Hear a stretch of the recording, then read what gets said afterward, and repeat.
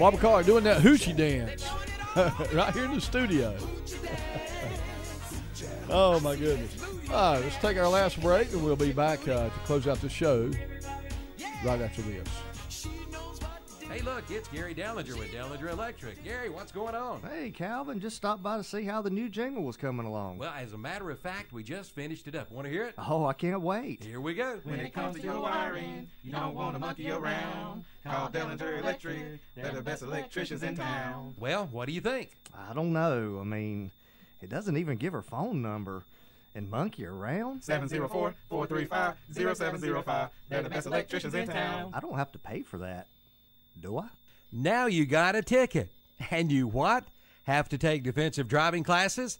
Then you've got to talk with the folks at Safe Lane Driving School in Shelby for your defensive driving classes. They are experienced, reliable, and privately owned, and are perfect for any age group. Teens, adults, and senior citizens. In addition to defensive driving, Safe Lane Driving School offers driver education, private lessons, and evaluations. For more information, visit the website at safelanedrivingschool.com or call 704-481-7807. Safe Lane Driving School, located at 1230-8 East Dixon Boulevard in Shelby. Start driving today.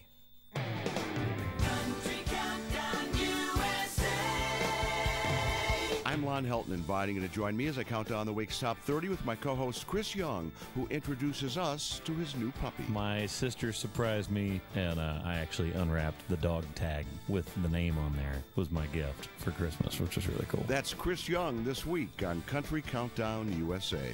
Country Countdown USA with Lon Helton, Wednesday afternoons at 1 o'clock on Carolina Country, 1590 AM WCSL, and online at KTCBroadcasting.com.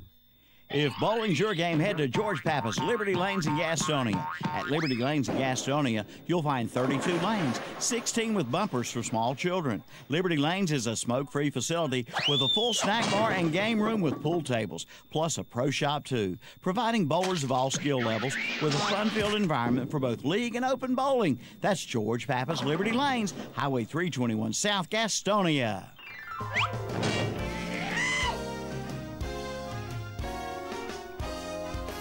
All right, back on the original Saturday morning Sea Cruise.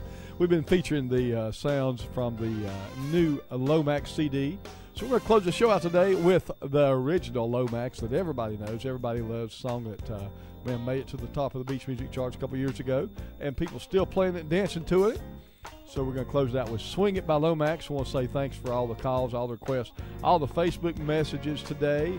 And God willing, I'll be back here next Saturday morning at 6 a.m. Remind you, coming up at right after this show at 8 o'clock on WOHS 101.5 FM and 1390. It'll be On the Beach with Charlie Brown. And on WLON 1050 AM and WCSL 15 AM, it's the Saturday Sports Talk with Kevin Hastings, Terry Reinhardt, and Lord knows who else. Maybe even Edwin Ludwig. And it's brought to you by Camber's Inn, and breakfast sponsored by Mitchum's Kitchen. Also today, let's see, coming up later on today at 11 a.m. it's the pregame show, and then it'll be NC State versus North Carolina. That'll be all on all three of the KTC broadcasting stations. And then at 7:30 tonight on all three stations, it's the Charlotte Hornets at Miami. Man, everybody have a good weekend. Go out and support your local shag clubs tonight. Shelby, Statesville, and Lake Tillery. And, hey, closing it out with Lomax. We'll see you guys next week.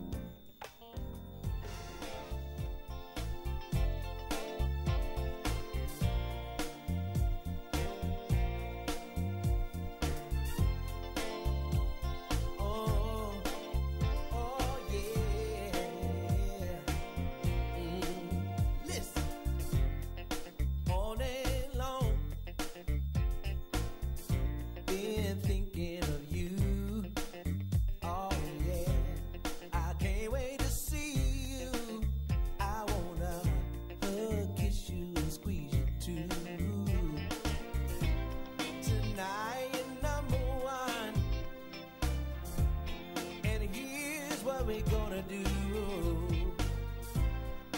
We're gonna have some fun.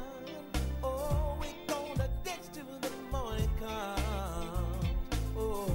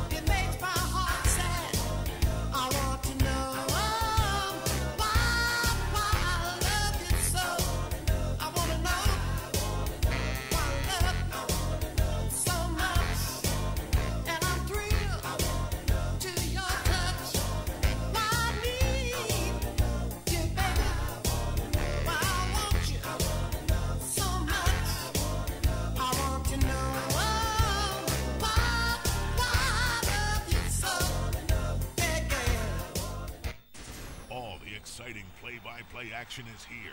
And here's the kickoff.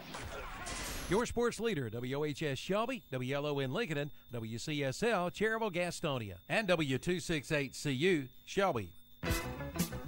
Spanning 6 decades of sun, fun, and beach music classics.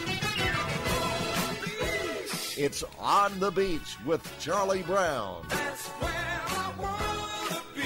Now from the Beach Music Hall of Fame, here's your host, Charlie Brown. Welcome to On the Beach, sponsored in part by the King of Diamonds, Hayes Jewelers of Lexington, North Carolina. Bruce will pay you top dollar in cash for any gold, silver, or diamond jewelry you no longer want. Let's get started today with the Cornelius Brothers and Sister Rose.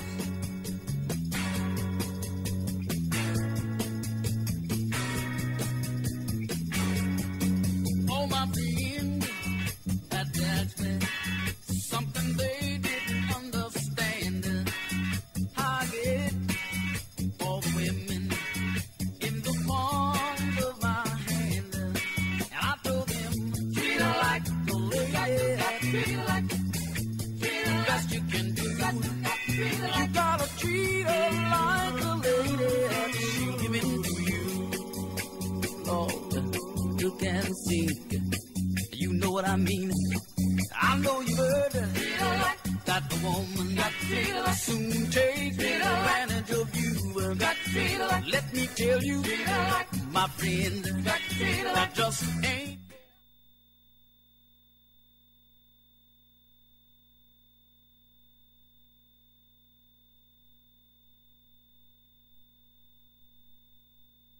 Z-Max Racing Classics, Friday afternoons at 1 o'clock from the Performance Racing Network, right here on 1590 AM WCSL, Cherryville, Gastonia.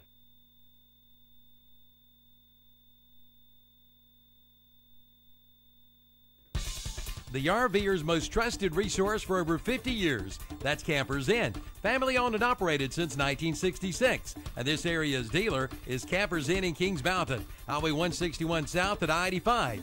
Campers Inn is the nation's largest family-operated RV dealership with 16 locations on the East Coast. From motorhomes to travel trailers and more, from the industry's leading manufacturers, plus award-winning RV sales and service. See hundreds of RVs at the best prices at Campers Inn. Highway 161 South at I-85 in Kings Mountain. Tell them Calvin sent you in to the Campers Inn.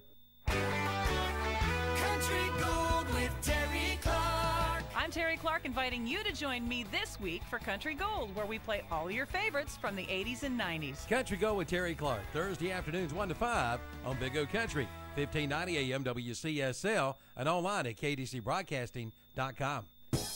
When you shop our local advertisers, be sure to tell them you heard it on the radio. That way they'll know that their radio dollars they spend works for them and you too. Even in today's fast-moving world, radio remains the leading media to reach more. 93% of Americans listen to AM/FM radio over the air. TV viewership is 89%, smartphone use is 83%, and personal computer use is 50%. So if you're a business owner, reach more people with the power of radio. If you don't tell it, you can't sell it. See the power of radio. WHS Shelby, WLON Lincoln, WCSL Cherryville. Online at KTCBroadcasting.com. Check out what the Green Meadows Golf Club on Kelly Road in Mount Holly has to offer. On Wednesday, you can play all day for $28, including cart and green fee. And ladies, Wednesday is your day too. Ladies play and ride all day for only $15. To make your tee time, call the Green Meadows Golf Club at 704-827-9264. You'll love it. The Green Meadows Golf Club, located at 957 Kelly Road in Mount Holly. Come see what they have to offer. The Orange Opportunity Sales Event is underway at Parker Farm Service in Kings Mountain. Come in now and ask about 0% financing for 84 months on select Kubota tractors with a big 6-year warranty. The Orange Opportunity Sales Event underway now at Parker Farm Service, located at 126 Bessie Drive off the Oak Grove Road and Highway 74 bypass in Kings Mountain.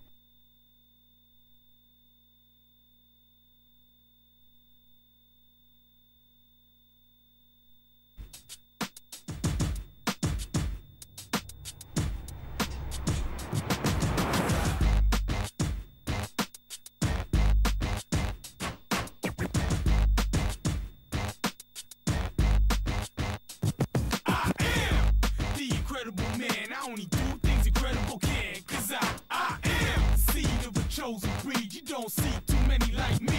Cause I am one of the reasons you do what you do when you wanna be me instead of you. Cause I am still on beat, showing love to the streets. Come on, you know me, cause that's who I am.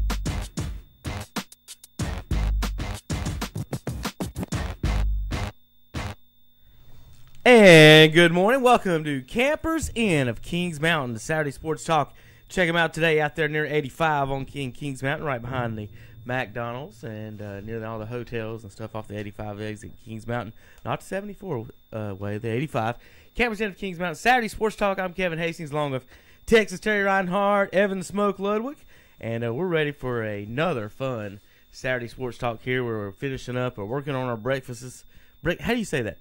How do you say the plural? Is it, I guess, breakfasts? Breakfast? I've never actually thought about using that word. That's hard to say. It's just breakfast, Yeah, I guess. that's what Working I on all of our breakfast. breakfast. And Smoke, you have an empty wrapper over there. What was in there? No. There's a little bit Still left. got a little bit with the sausage biscuit. I got my egg and cheese. I'm about halfway through. Terry, what you got? I had sausage and egg biscuit today. And Jock? Chicken biscuit. All right. So that's it. Speaking With some jelly. With some jelly. Did you get jelly this morning? Yes, you did. Yes.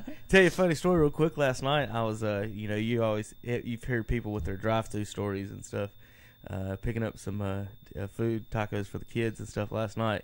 Not saying where I was, but anyway, I was behind the car in line and they were at the window. Well, all of a sudden, Terry, the driver gets out of the door, walks over to the bushes, and uses the bathroom. He wasn't in line. He was at the window. He paid, got out to his car, walked over to the bushes, and went to the bathroom. Some people. Was it past midnight where you cannot go in? No, it was not. It's past midnight.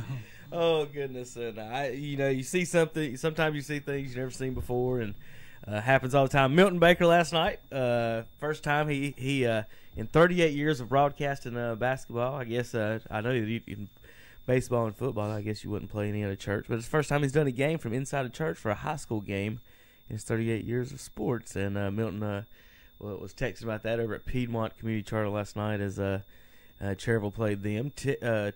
Smoke was over at East Lincoln, North Lincoln last night, where Destiny Johnson got her 2,000th point. Mm-hmm. I was at Kings Mountain last night where Adrian Dale, before the game, was honored for having his 1,000th point at two different schools. So his other 1,000th point was at Piedmont Community Charter, Smoke. So there you go. There's some a connection to all of it. And then Zeke Littlejohn, in the same game, scored his 1,000th point. So we had basketballs and ceremonies and crying mamas and daddies all over the place last night, didn't we? Yeah, I mean, heck, Destiny Johnson, they rolled out the table, and I'm like, is that going to be like a plaque or something? And I'm seeing, I'm like, oh my gosh, that's a humongous cake. I'm like, they're going to have to save that, I guess, for after the game. And, you were kind of, with the way the game was going, I'm like, he's better pull this one out, or they might not get it might be a bittersweet cake. So they rolled the cake out on the court during the game. And this is like the first quarter because she only needed 7 points, and I'm like, why do you roll a cake out at this point? I mean, it was humongous. Congratulations on honoring everybody before we say anything. She should have auctioned that thing off, piece by piece. Yeah. Somebody from North Lincoln should have went Jason Kidd on that cake, Smoke, and bumped into the table where the cake was. Yeah, that's right. You had a delay. Is that why y'all started late? Y'all had cake all over the floor? I don't know. When I got there, it was 5:30, and the JV girls game was still going. I'm like, yeah, this is probably going to be a long night. It's going to be a while. Hey, y'all were supposed to, I looked at my text, and it said it was at 7:50. Girls are supposed to start about 7:15, and we were already started the boys. I was like, oh my goodness. Smoke I said hello to our Lincoln County listeners for a while, Terry. Y'all were listening to Huss and Kings Mountain, and they did. And it was a good game. They heard the 1,000th point. I'm gonna break it down in a minute. There's just a lot to talk about with that.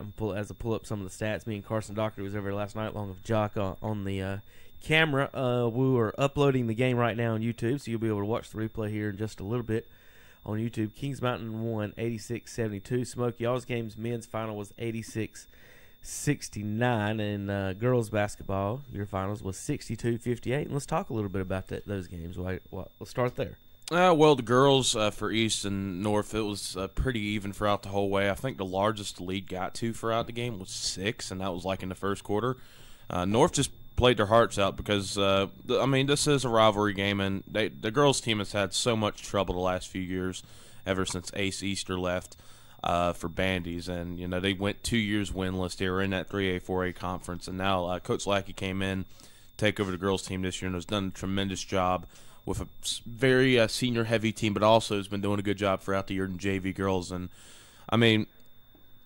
Terry, you know how it is sometimes struggling in sports, but, this year they've won more than they've won in the last 4 years combined. This is pretty big for them no matter what happens. Yeah, and we go all the way back to when Wooten and all of those was playing for North. They were good. Mm-hmm. They could play anybody, and you always thought about them competing for the 2A state title, which never come around. But they had a great team at that time, and then they hit a little tailspin. Well, a few things happened. Things happened at the school. People quit playing, and then they've come back. And Coach Lackey doing a great job. He's got them where they're playing defense, and that is very huge. Anybody that you get to coach, if he knows a little bit about defense, that can keep you in a lot of games. And he's done a very good job down there. So to me, I saw him the other day when they come up there to West Lincoln, and Coach Lackey, I've always respected that man. He understands whatever sport he's doing, and he puts time in to make the kids better. And I'll tell you what, I think he definitely likes coaching the girls more than the guys, because I've seen him coach and help trying to be an assistant the last few years with Coach Booker, with the boys. I know for sure from what I've heard from both those guys, the girls will listen to what you say more in terms of what offense and defense you'll run. It's like, hey, do this out on the court, and they'll actually try and do it rather than the guys just go back to their old ways. But still, it was probably the best girls game I've seen all year, and the best girls game I've seen in a while. You combine these two veteran teams with the fact that you're playing in a packed gym. It's a rivalry game, and I think you had the recipes for really a great game. And North Lincoln almost stole it from East Lincoln. They had the lead, and just I think it was Brianna Tadlock. She struggled throughout the whole game shooting from behind the arc, but she made a three, and then she went to the free throw line, made all the free throws she could make. I think she only missed one, and just put the game out of reach, basically, for North. Yeah, and one thing about girls basketball around here, we see teams who, how would I put this? They're good for our conference, but then when they get to the playoffs, it's a whole different story. You'll run into a team that's got 4 or 5 people that can play, and that kind of hurts us because we've had, you was talking before, Lindsay Wright, they used to play for East Lincoln. She was one of the top prospects around here. She ended up going to Wake Forest, and you speaking of Easter, and then when we had Beth Pittman and Katie Caldwell up there at West Lincoln, we could compete with a lot of people. But the talent level does not come to our schools in bunches. You've got to have your role players, and then you got to have the people who do everything else, rebounding, assist, and everything. But I hope the best for our teams when they get to the playoffs. But that's another big step. When you win a conference, then you move to the playoffs. You have to make an extra effort because every game then is tough. Yeah, and I think we'll see at least 2 teams and girls making it to the playoffs from Lincoln County. North it's going to be close. They might have to get some more. They're going to have to get some more wins, I think, as the last 2 weeks. But that goes for the guys too. It's going to be real close on the guys' part too. I might have to kind of sneak in a victory over Maiden Tuesday, or but definitely have to get back that win from Newton Conover, because if they don't make the playoffs, that loss against Newton Conover about a month ago or a couple weeks ago is going to they're probably going to look at that one and say, yep, that was the one. That was the one that kind of broke the camel's back in terms of us trying to make it. But what both teams have done in their first year back in the 2A conference has been pretty big. Coach Booker and the boys, and since his tenure there, haven't gotten above 6 wins, and he's already gotten 8 and looking like he could get to double-digit wins if things play out right. And honestly, considering that they were completely outsized down low when Reed McCrory's your center, and he's only about 6'2", and he's having to go against KB McClendon, who's 6'4", 6'5", and then you put in that wingspan too. For about minus the last 3 minutes of that first half, they were neck and neck with East, and they were neck and neck with East the whole game the last time they played back in December. But since January, East has been a whole different animal. And they kind of proved it this week by just completely obliterating Lincolnton, which I'm not shocked East won. because I feel like those games are toss-ups. But the way that they won just pretty much with ease. I mean, they really did. Yeah, they shut down Lincolnton. Yeah. They completely shut them down, and this is probably the most even the series has been in the last 5 years because, even when East was dominating, they had their run even though all the games were close, and then Lincolnton last year was having their dominance. I mean, it was just pretty close, and the gap has just really closed down now that the Surratts are gone. You don't have any Surratts, so there's no Surratt factor. It's just you got two teams with a lot of size with some outside shooting. But I think what might put East over the top is, if they do win out the series, because, unless something happens, they're probably playing for the conference championship unless someone sneaks in. Terry, but, what puts East over is they have a bench, and they didn't have that when the Surratts were around. Yeah, and I agree with that. When you look at the series between the two, when Lincoln won the first time, they pretty much won with ease, and then this time it was reversed. I think the coffin in the back for Lincoln is going to be the loss that they had to Bandy's without Little John playing. It was a game that they really didn't show up, and Bandy's took it to them. But coming down the stretch, I think you only got those two teams, and you might see another rematch when we get to the tournament time, that they might play again. And I say we might because that's what I'm usually saying. most years we say, oh, it's already foregone conclusion. But, Maiden, really great fundamental team.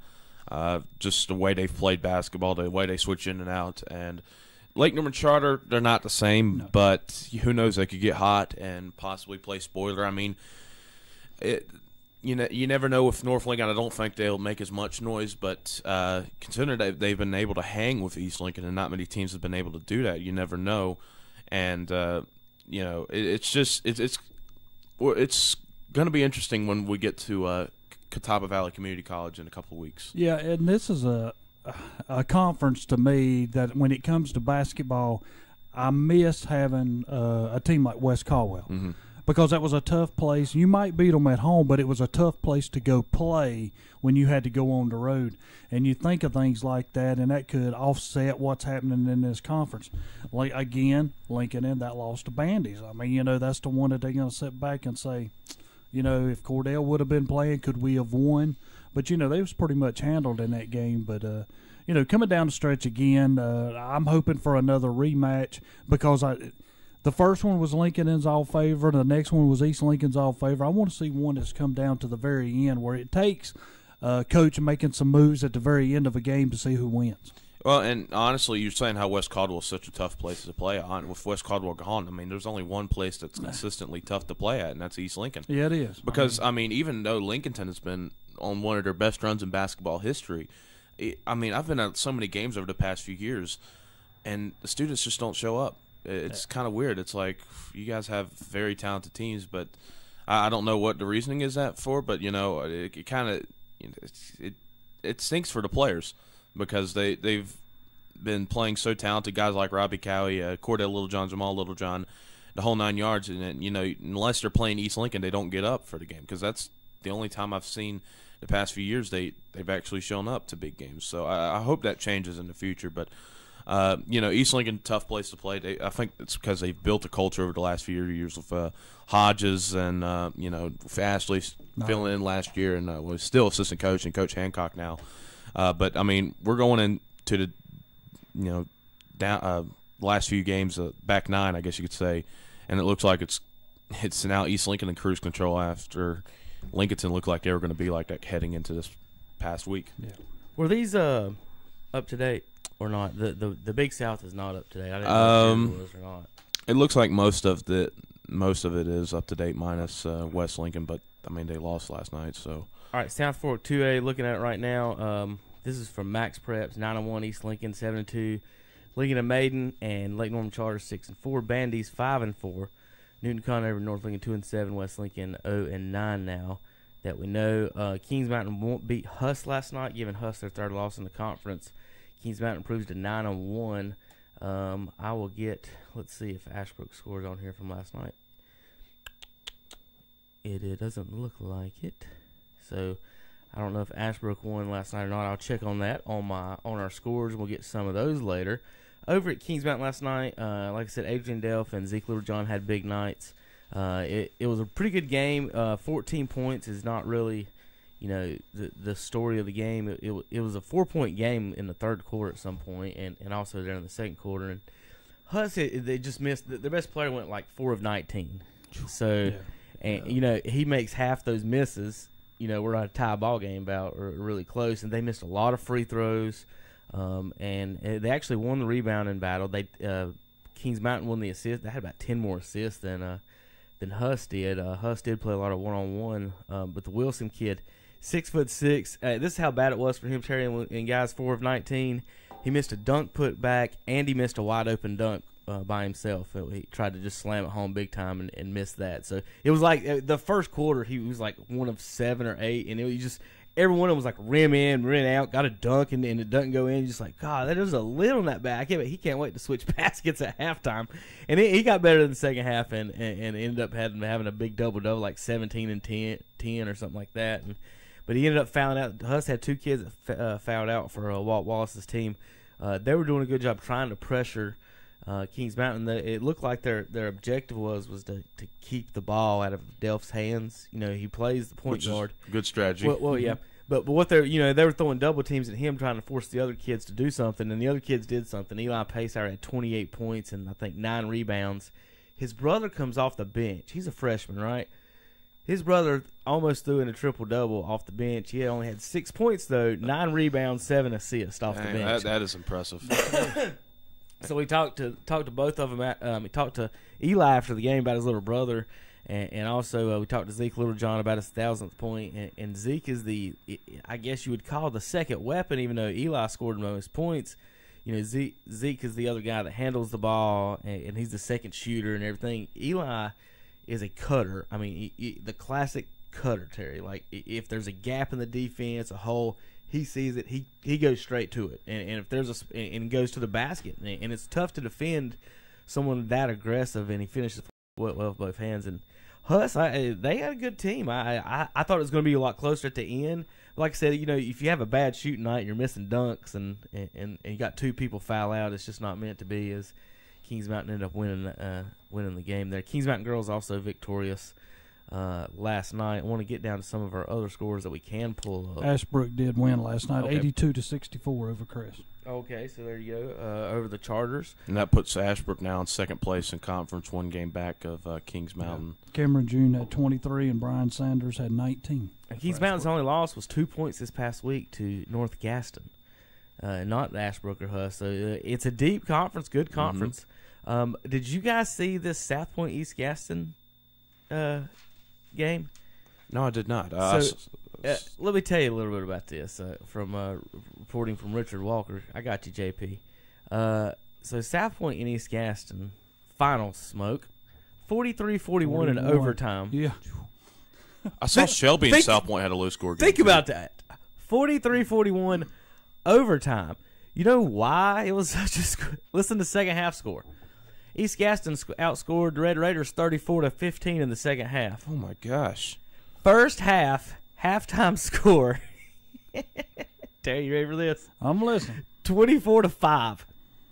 Halftime score. Boys basketball game. And it's not like these 2 teams are bad. These are two pretty darn good teams, and I mean, this probably isn't some of the best basketball South Point's ever had. East Gaston did not score in the second quarter, and we talked. We had a Burns game over here at Kings Mountain one night with Cinefani, and they struggled in a quarter. I think they only had 5. And Tom, you thought that was bad, buddy, but East Gaston had 5.5. And they almost won the game, went to overtime. What? Think about that, Terry. I know. You were held to 5 at halftime, and you went to overtime. And that was what the JV boys game was at, like last night at East Lincoln. East was up 21-0 at one point, and North didn't score a field goal till late in the first half, and they almost came back and won. They only lost by, I think, 5 or 6.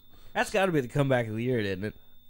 Yeah. 5 at halftime and go back. You don't even win though. Yeah, that's the the thing almost that stinks. comeback of the year. What if they would have won? That's got to be on Sports Center. If they would have won, I would not want to be a South Point player going back to that locker room. Oh my goodness! Wow, just I don't know if I'd want halftime adjustments. Yeah, I mean, just score, guys. Just score. Exactly right. Hey guys, we held them to 24. which ain't bad. Really, if we score 20 or 15 each quarter, that puts us at 40-35. Play a little defense, we got a chance. Shelby last night, big wins over Chase, boys and girls.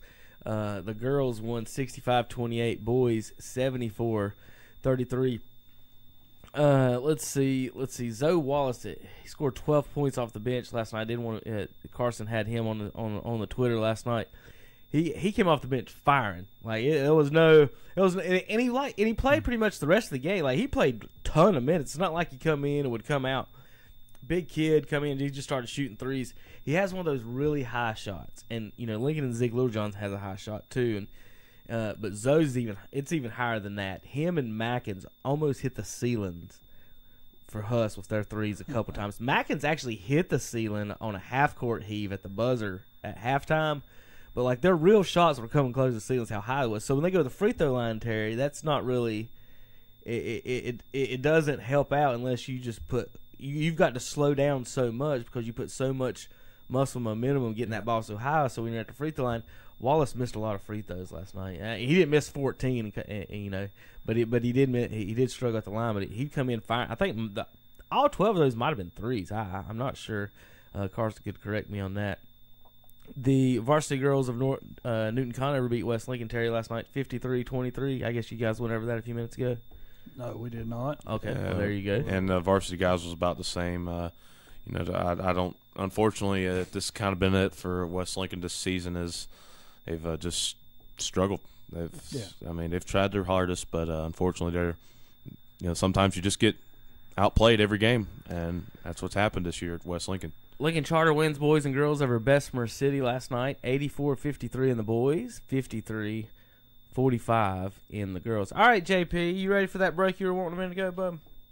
All right. Let's go ahead and get ready to take that. Let's go real quick, JP. Just get ready. I'm going to get the standings up real quick. Go over them real quick. These are the last updated standings that we got.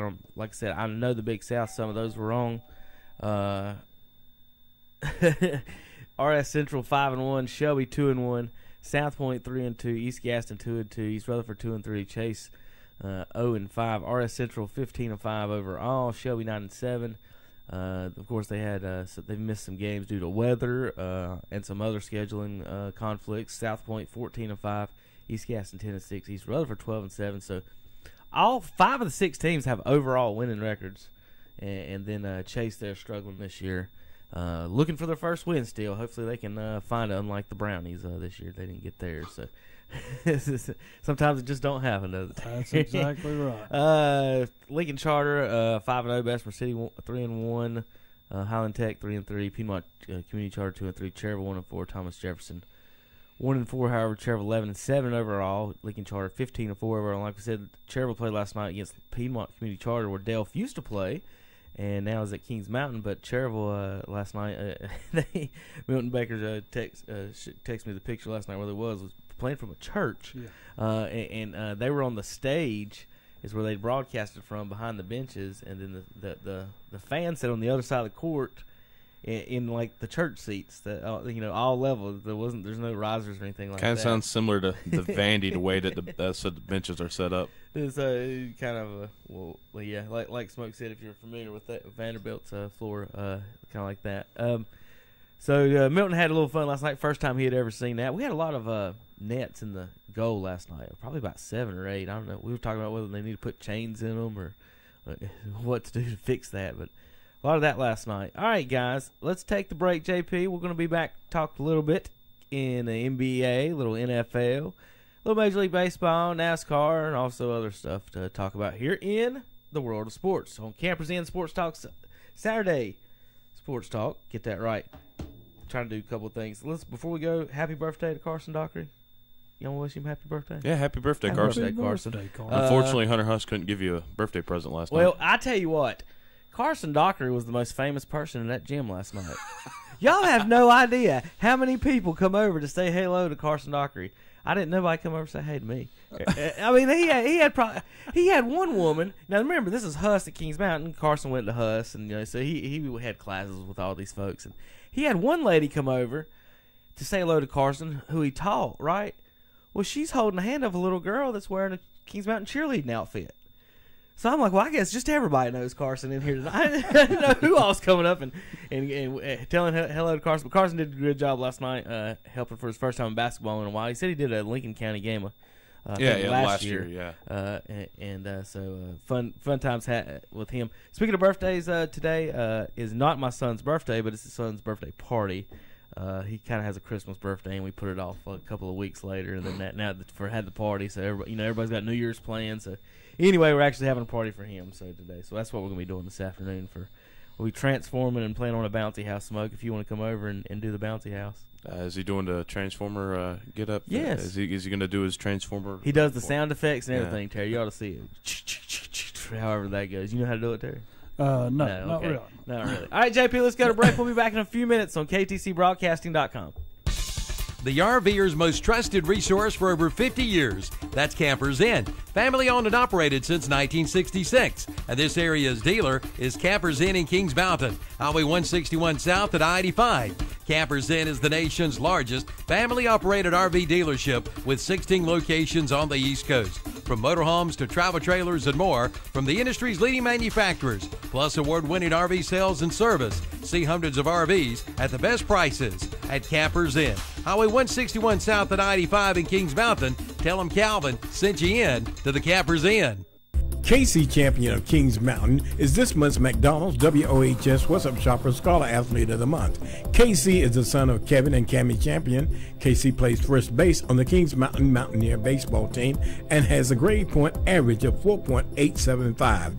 His advanced courses include AP U.S. Government, AP Psychology, AP Comparative Government, AP English, and AP English Literature. He is a member of the First Baptist Church of Kings Mountain and is involved in the Murphy's Tour Run and Shriners Barbecue. After graduation, Casey plans to attend the U.S. Air Force Academy or UNC Wilmington. The McDonald's KTC Broadcasting What's Up Shopper Scholar Athlete is to recognize a student athlete not only for accomplishments in athletics, but also for overall achievements in the classroom and overall school and community citizenship. Hey, you don't have to be a member of the Cherryville Golf and Country Club to come out and eat. Everyone is welcome. Try their famous Sunday buffet from 11 a.m. till 2 p.m. And they're open for dinner each and every Thursday, Friday, and Saturday night from 5 p.m. until. And ask about their Chicken on the Run on Sundays. Get a whole chicken and 2 sides for only $14.50. Place your order by calling 704-435-6597 for your Chicken on the Run. Voted the best chicken in Cherryville at the Cherryville Golf and Country Club off Roy Acre Road in Cherryville. It's time to tee it up at the Pound Mountain Golf Course. Play and ride all day, Monday through Friday for $28. Senior rate is $25. Play and ride 18 holes, Monday through Friday for $21. Seniors play for $18. Play and ride weekends and holidays for $28. For your tee time, give them a call at 828-433-4950. The Pine Mountain Golf Course. Come and play today. All lamp ride, jump in the fire, fire too hot, jump in the pot, pot too black, jump in the crack, crack too high, jump in the sky too blue, jump in canoe, canoe too shallow, jump in the tallow, tallow too soft, jump in the loft, loft too rotten, jump in the cotton, cotton so white she stayed there all night. Welcome back, Campers Inn, Saturday Sports Talk. I guess that's our staple now, that Ernest T's just going to join the sports talk here. Especially when JP's running the board. I'm pretty sure. Well, Jock played it last couple of weeks, too. Sure did. That's true. I'm going to guess that Ernest T. Bass never thought that people would be using his clips from that song in the year 2018 on the interwebby. What you think? I think a lot of people, you could say that for a lot of people. Yeah. Oh, Ernest T. Bass. Let's talk a little NBA action. Big news last night, near midnight. And it's going to change the All-Stars. It's going to change the Western Conference playoffs because they were pretty high up there. New Orleans, yeah, for sure. So, what are they going to New Orleans Boogie Cousins last night tears his ACL in the last about minute of the game, I guess, wasn't it? One of the last play of the game. It was pretty late. Like I actually was watching the game.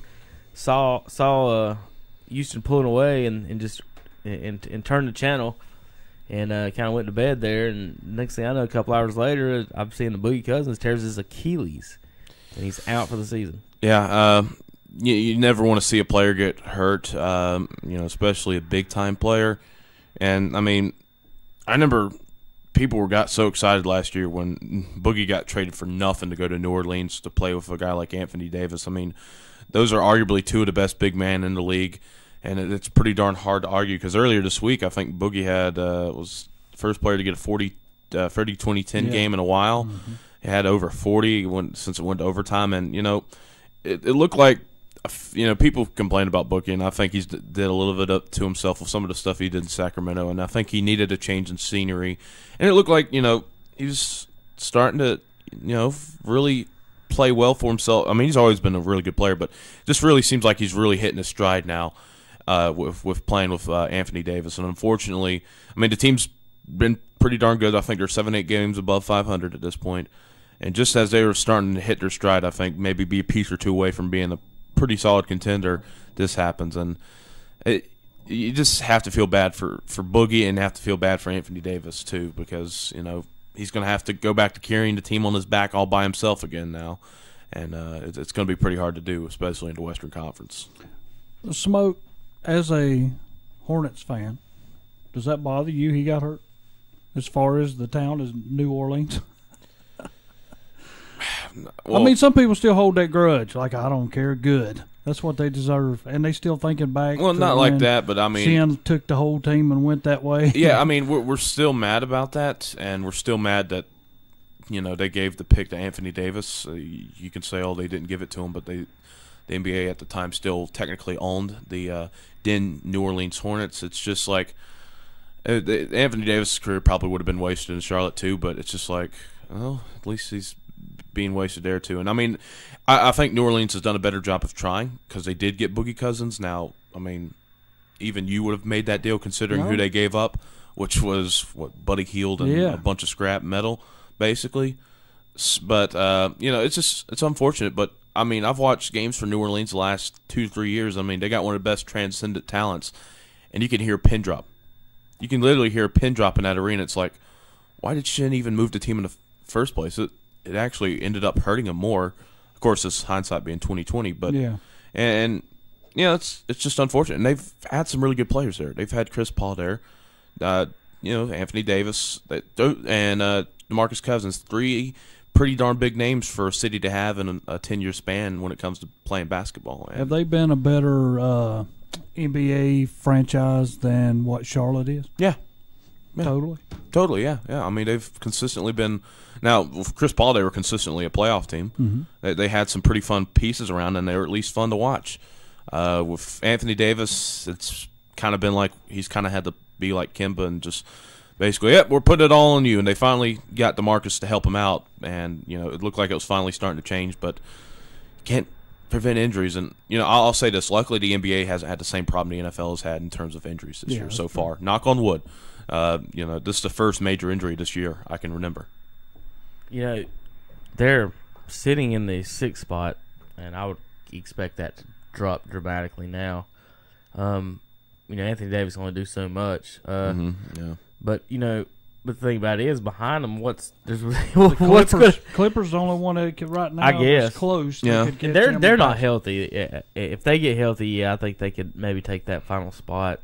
I don't know about the Jazz. 7 games under 500, and then it's the Lakers. They're trying to regroup. They might stay. It's going to be close. They might hold on to that 8th seed and get spanked by Golden State or Houston in the first round. Just they're already. Let's see. They're basically 5 games. They're 4.5 games out of that 8th spot, which currently is held by the Nuggets. This is kind of a regrouping year for Utah. They lose Gordon Hayward, but they kept Rudy Gobert. They got pretty solid depth all around, and they got Donovan Mitchell this year in the draft too. So I mean, I think they're just a couple pieces away from getting right back to where they were last year. But who knows? New Orleans might be able to hold on. As much as we're supposed to hate New Orleans, you kind of want to pull for a guy like Alvin Gentry, who is a local native from around here, from Shelby. So you kind of want to pull for him because he's a local guy. It's going to be hard because it feels like if this team makes the playoffs, it's like it's going to be frustrating because it's not going to be a fun first series because they're either, at this point, they're probably going to go against either Houston or Golden State. And honestly, if DeMarcus never got hurt and they would have stayed at that 6 spot and the 3 seed, which the San Antonio would have stayed at 3, that would have been a fun series. I mean, another thing too, I want to ask you, with New Orleans where they're at, could they make a trade? I think that'll be too rash. Yeah. I mean, that would be. I just think that'll be too rash, and I think that might hurt you long term, because, I mean, you're wanting to try to keep Boogie because I think this is the last year of his deal. And I mean, even with his Achilles tear, he's gonna be a free agent. Yeah, I feel like you're gonna have to try to re-sign him. But that's great for the Pelicans. They're gonna sign him for cheaper. Potentially, he's still probably gonna get a max deal. Ain't no way. What was?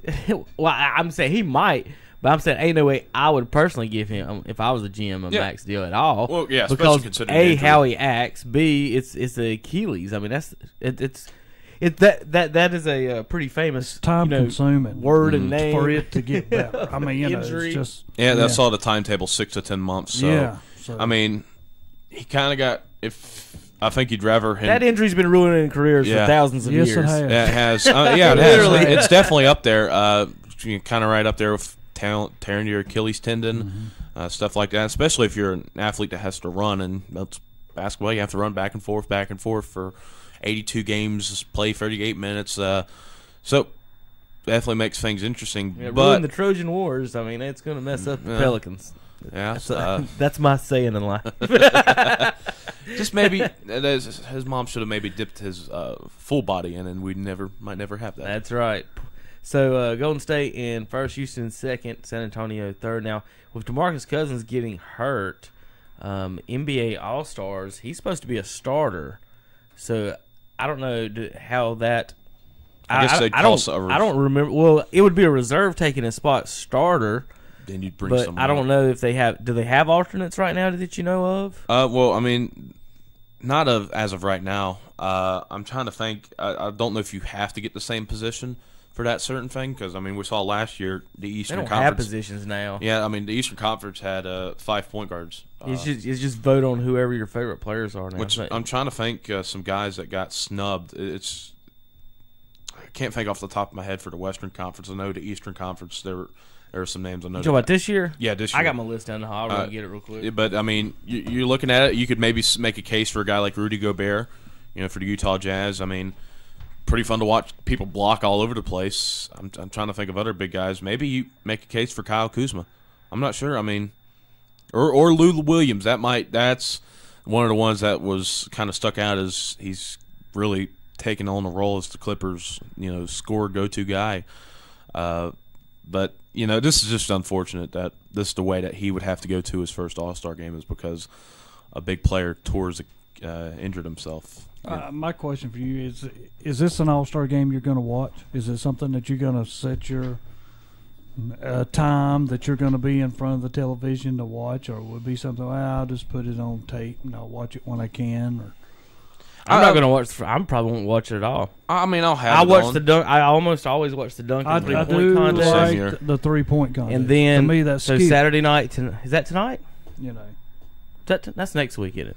No, is it tonight? No, it's all the way in February. Oh, it's after. It's the week after the Super Bowl, right? Yeah, it's a couple weeks. Yeah, they always have it in mid-February. Okay, I was about to say, what are they talking? All right. So anyway, here's what we got as far as the players in the Well, they didn't even split up in teams yet. I was trying to look at a list, and it's not split up in teams yet. So, some of my snub smoke, I threw my list away.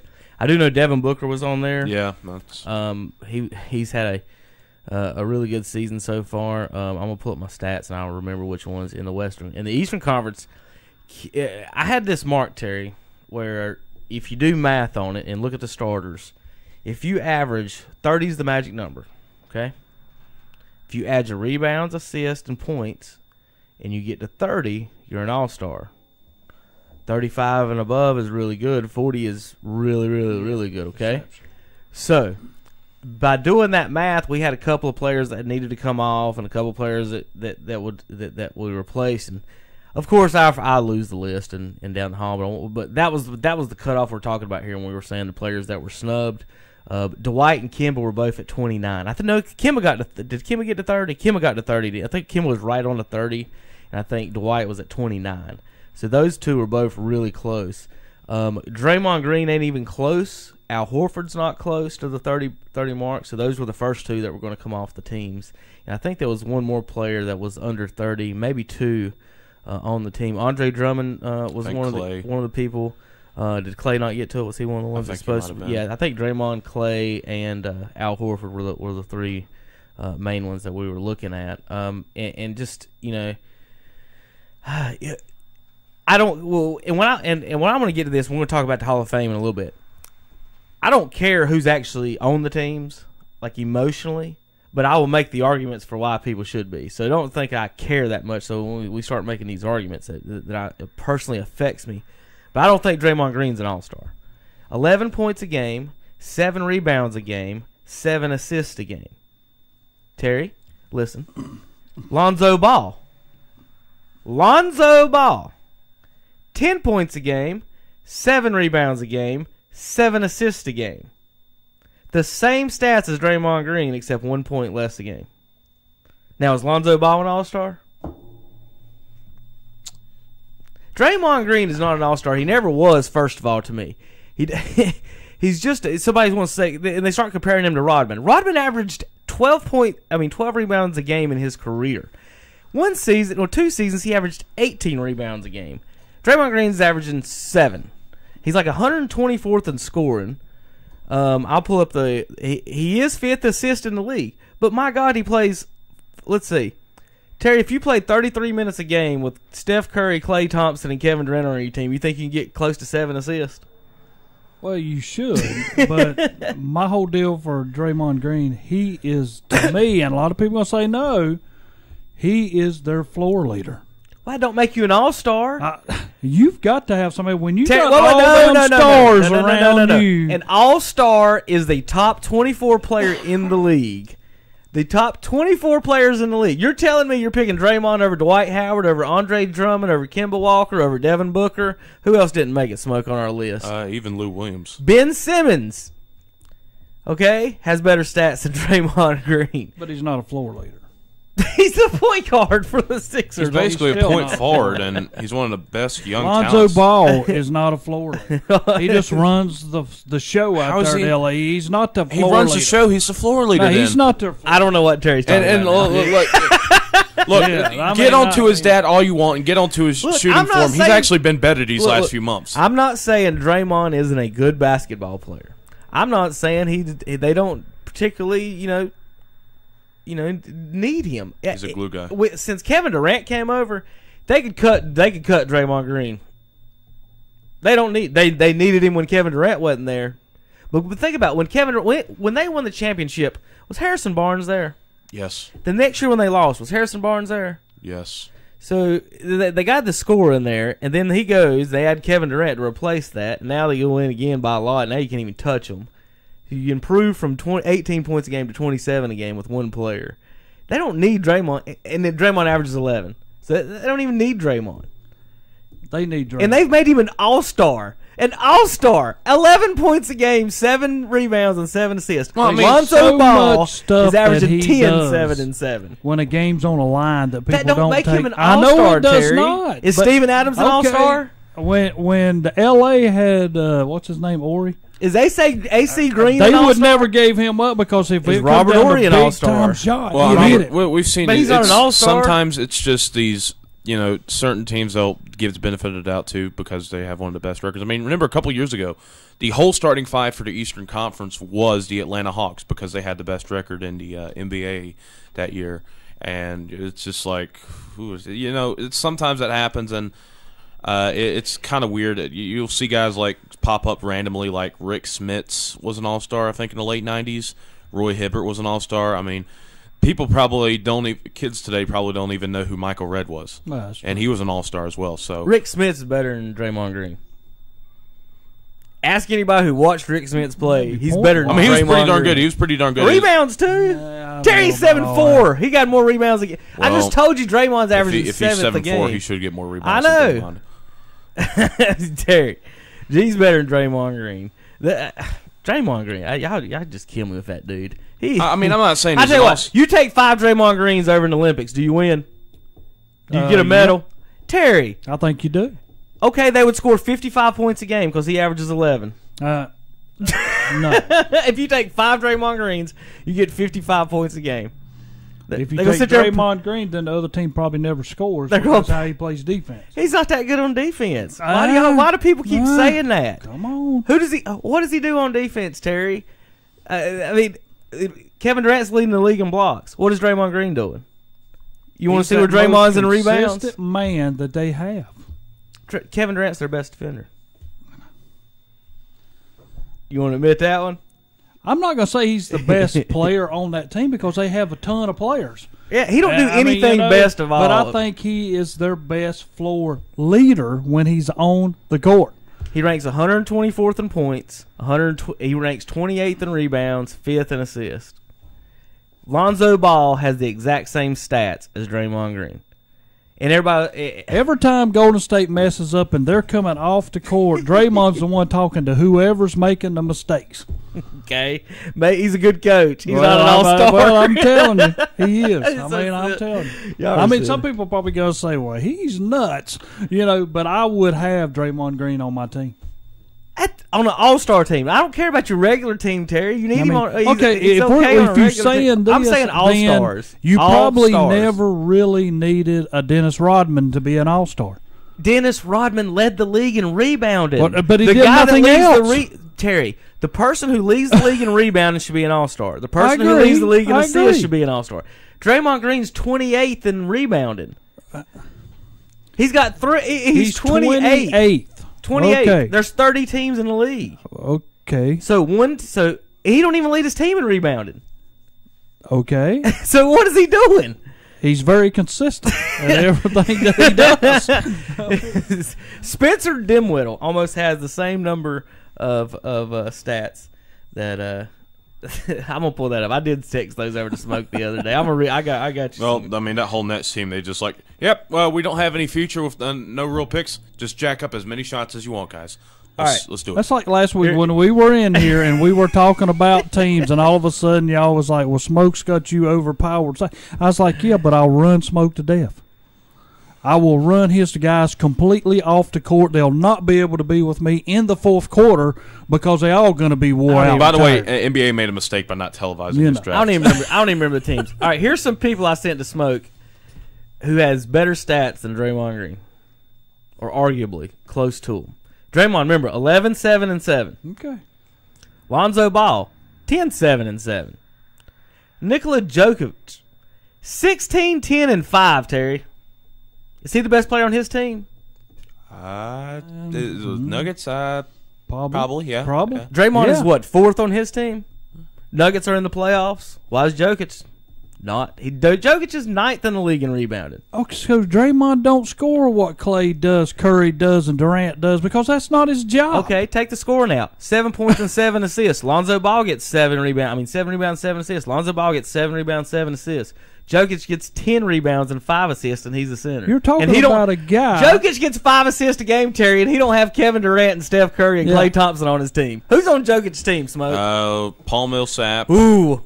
Paul He's not Millsap's Kevin pretty Durant. darn good. Who's next? Let's see. Gary Harris. He's not Steph Curry. Manuel Mudiay. Draymond Will has the Barton. 3 best shooters at their positions in the league You're on his right. team, and he only gets 2 more assists than Nikola Jokic. However you want to say it. Ben Simmons, 16, 6, and 7. Okay. I would take him over Draymond, but yeah, that's just more on potential. Harrison Barnes, 18, 6, and 2. 2 assists? Come on, Harrison. He's the leading shot taker Yeah, on the team. considering the team he's on, he should be taking the most He's shots. the only person shooting. I mean, when the next best player on that team is How Dirk. about Devin Booker, Smoke? 25 points a game, 4 rebounds, 4 assists. So Draymond, who's playing all this defense and doing all this passing, he's got 7 assists to Booker, who's scoring 25 a game. He still manages to get 4 rebounds and 4 assists. And I don't even know who's the second best player on that Suns team. I'm trying to think. I guess I don't know another player on the Suns team. Oh, Is there a I know Morris still Dragic. there? Is there a Morris still there? No, they're both gone. Let's see. Dragon Bender. I think Tyson Chandler's still playing there. Tyler Ulis, because I know some Kentucky fans that always like to retweet some of the stuff about Tyler Ulis. Marcus Chris. Here's my last non-Hornet smoke. Dennis Schroeder, 20 points a game, 6 assists, 3 rebounds a game. Dennis Schroeder. All of them help their teams more than Draymond Green helps his team. Terry, take about this. If you take Jokic away from the Nuggets, are they in the playoffs? Probably not. If you take Draymond away from the Warriors, are they in the playoffs? Yeah. Probably not. They'd make the playoffs, but they wouldn't be your number one team. You don't think they'd still be number one seed? No. Terry. Houston and San Antonio, they would be number 3. Houston, I would say, not San Antonio, but like Houston could. I could see it. I can't believe I don't know why you're defending Draymond Green this morning. Dwight Howard, the only player in the league right now, averaging 15, 12, and shooting 50%. The only player in the league, averaging 15, 12, shooting 50%. By the way, those jerseys last night were awesome.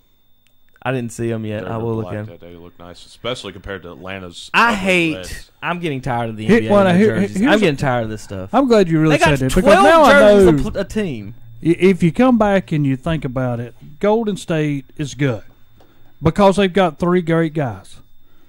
All right, go to OKC. Westbrook, Carmelo, Paul George. Yeah, Paul George.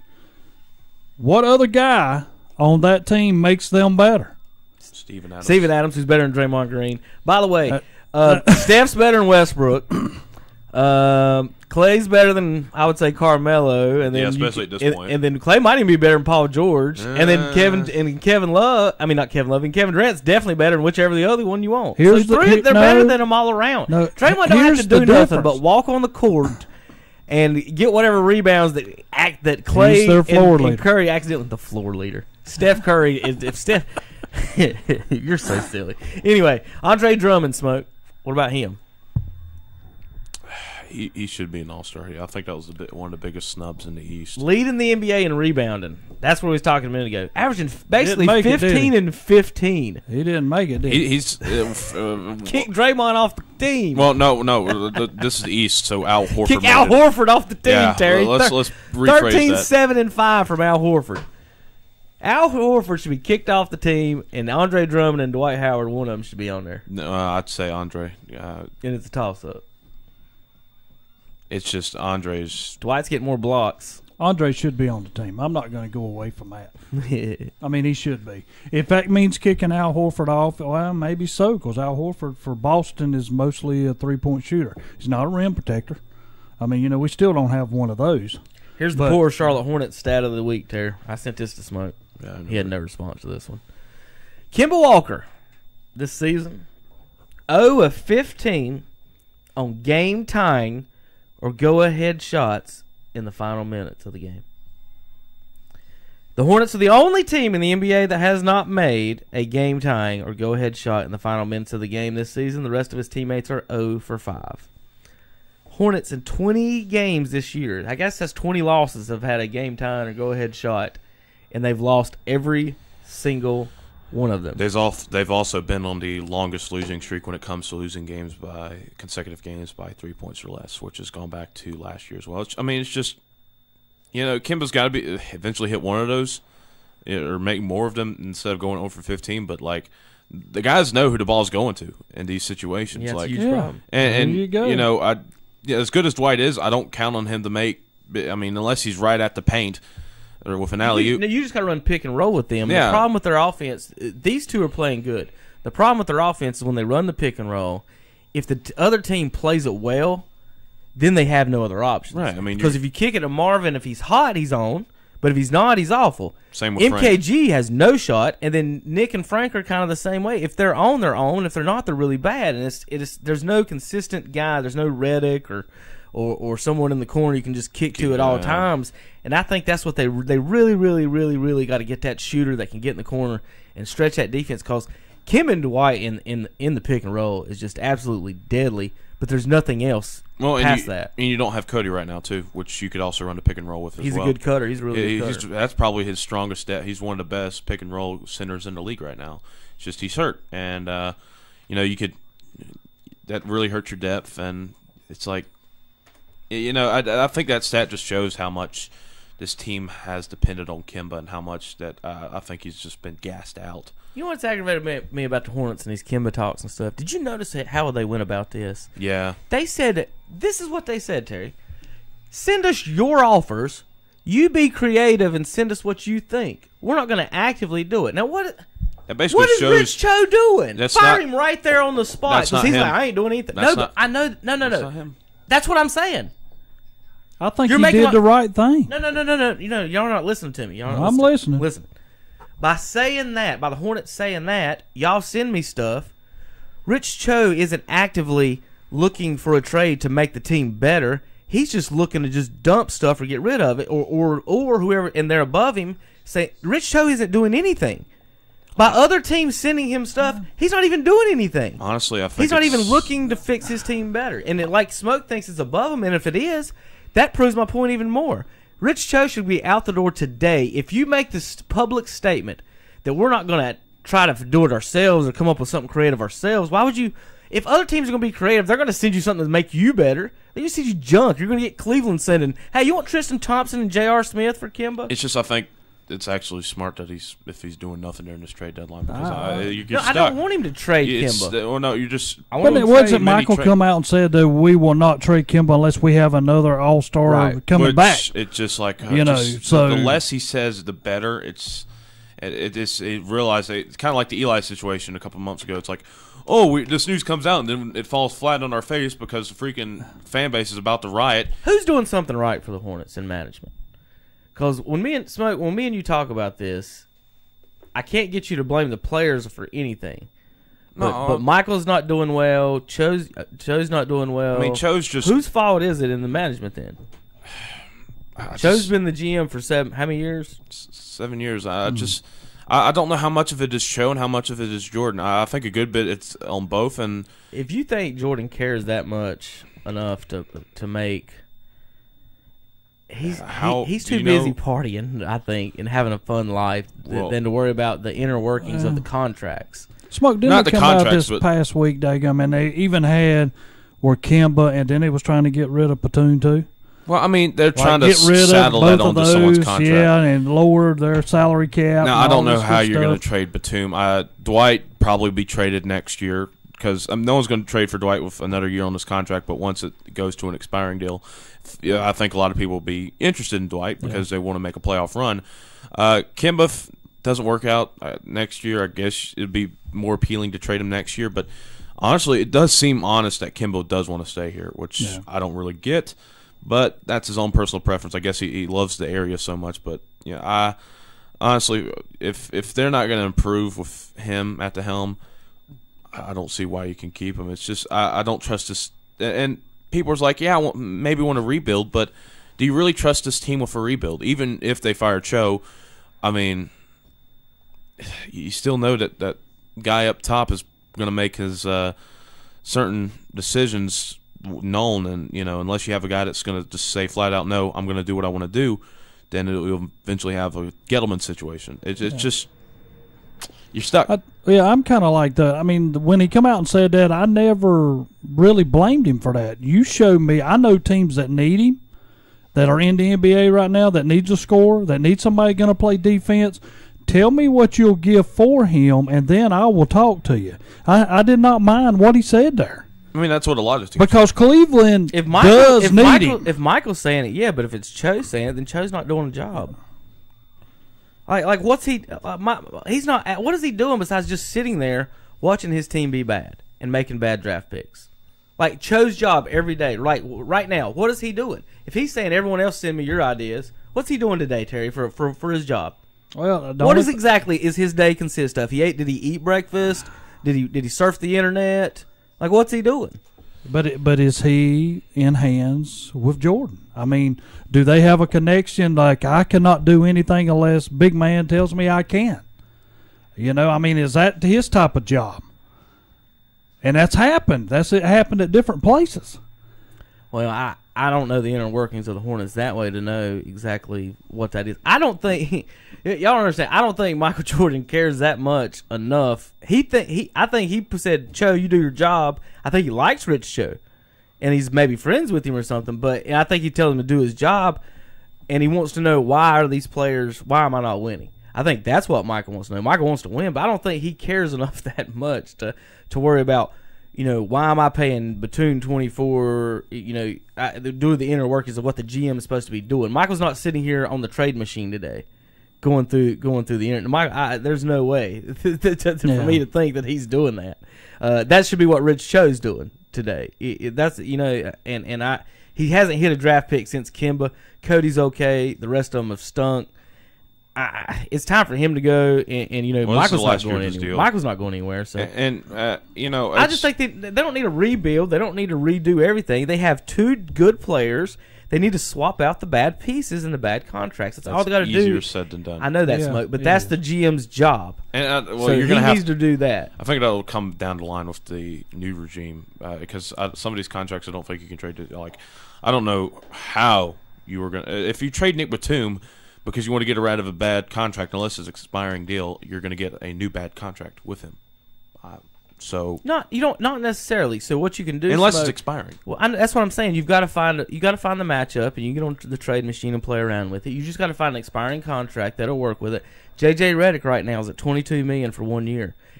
Nick Batum's $24 million for 4 years. You could make that trade today. Then next year you got $22 million in cap space.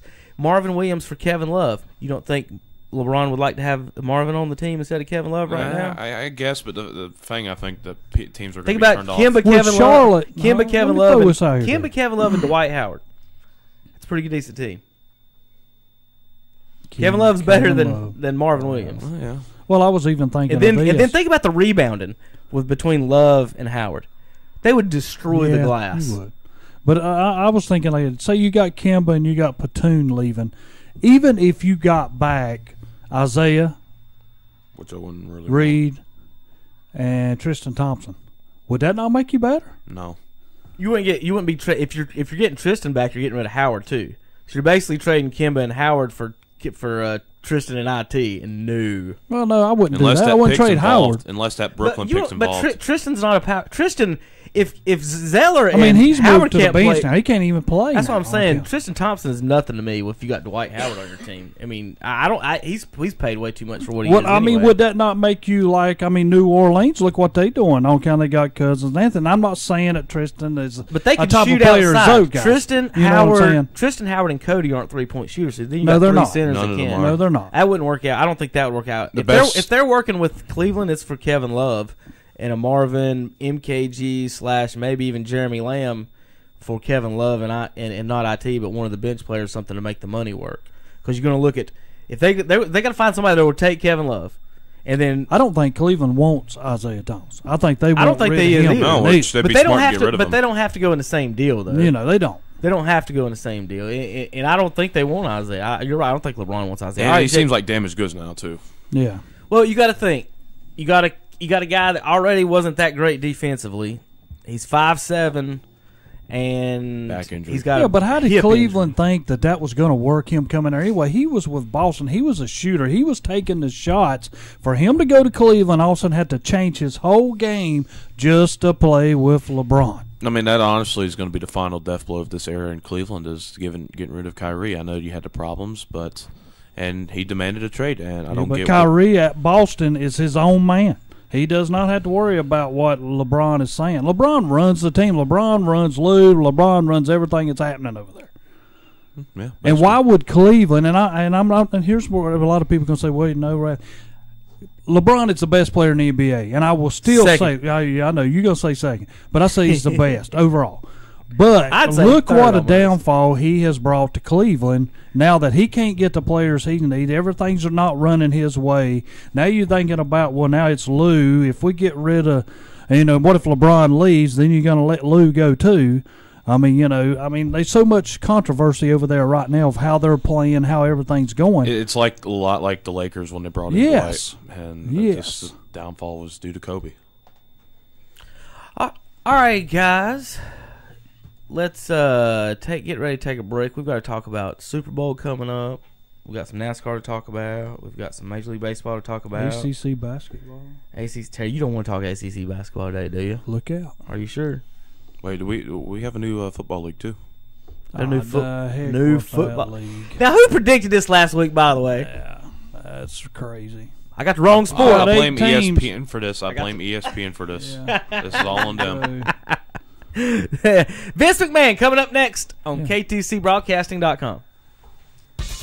The RVer's most trusted resource for over 50 years. That's Campers Inn. Family owned and operated since 1966. And this area's dealer is Campers Inn in Kings Mountain, Highway 161 South at I-85.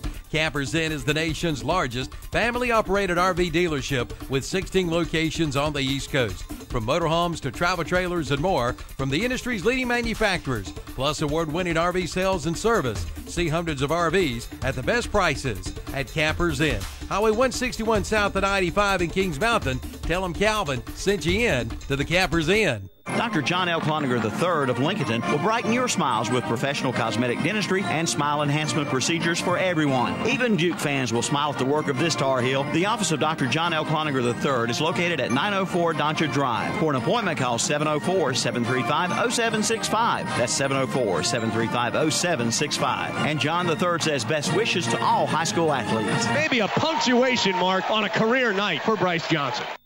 If bowling's your game, head to George Pappas Liberty Lanes in Gastonia. At Liberty Lanes in Gastonia, you'll find 32 lanes, 16 with bumpers for small children. Liberty Lanes is a smoke-free facility with a full snack bar and game room with pool tables, plus a pro shop too, providing bowlers of all skill levels with a fun-filled environment for both league and open bowling. That's George Pappas Liberty Lanes, Highway 321 South, Gastonia.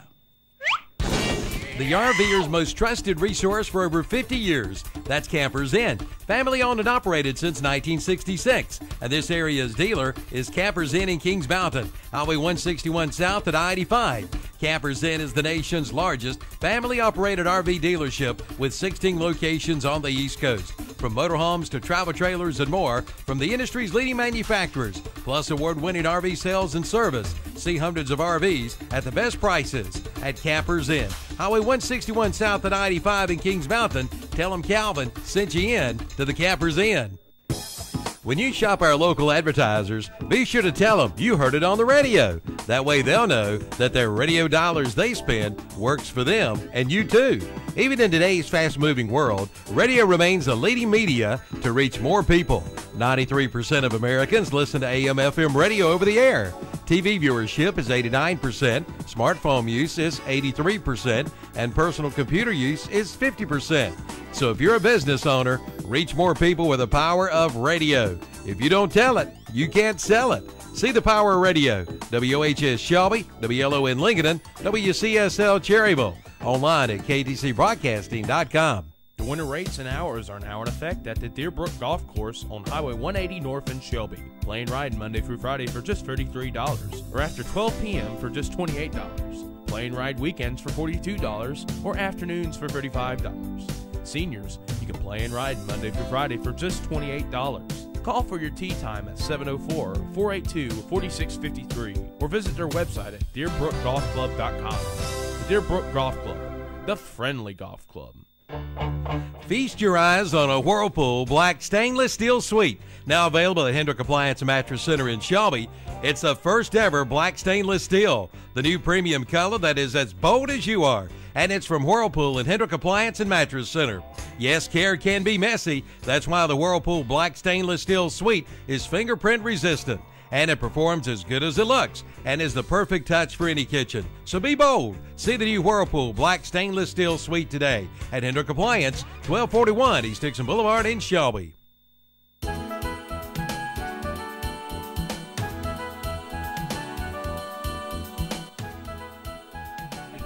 I do, but so you gotta go by the law.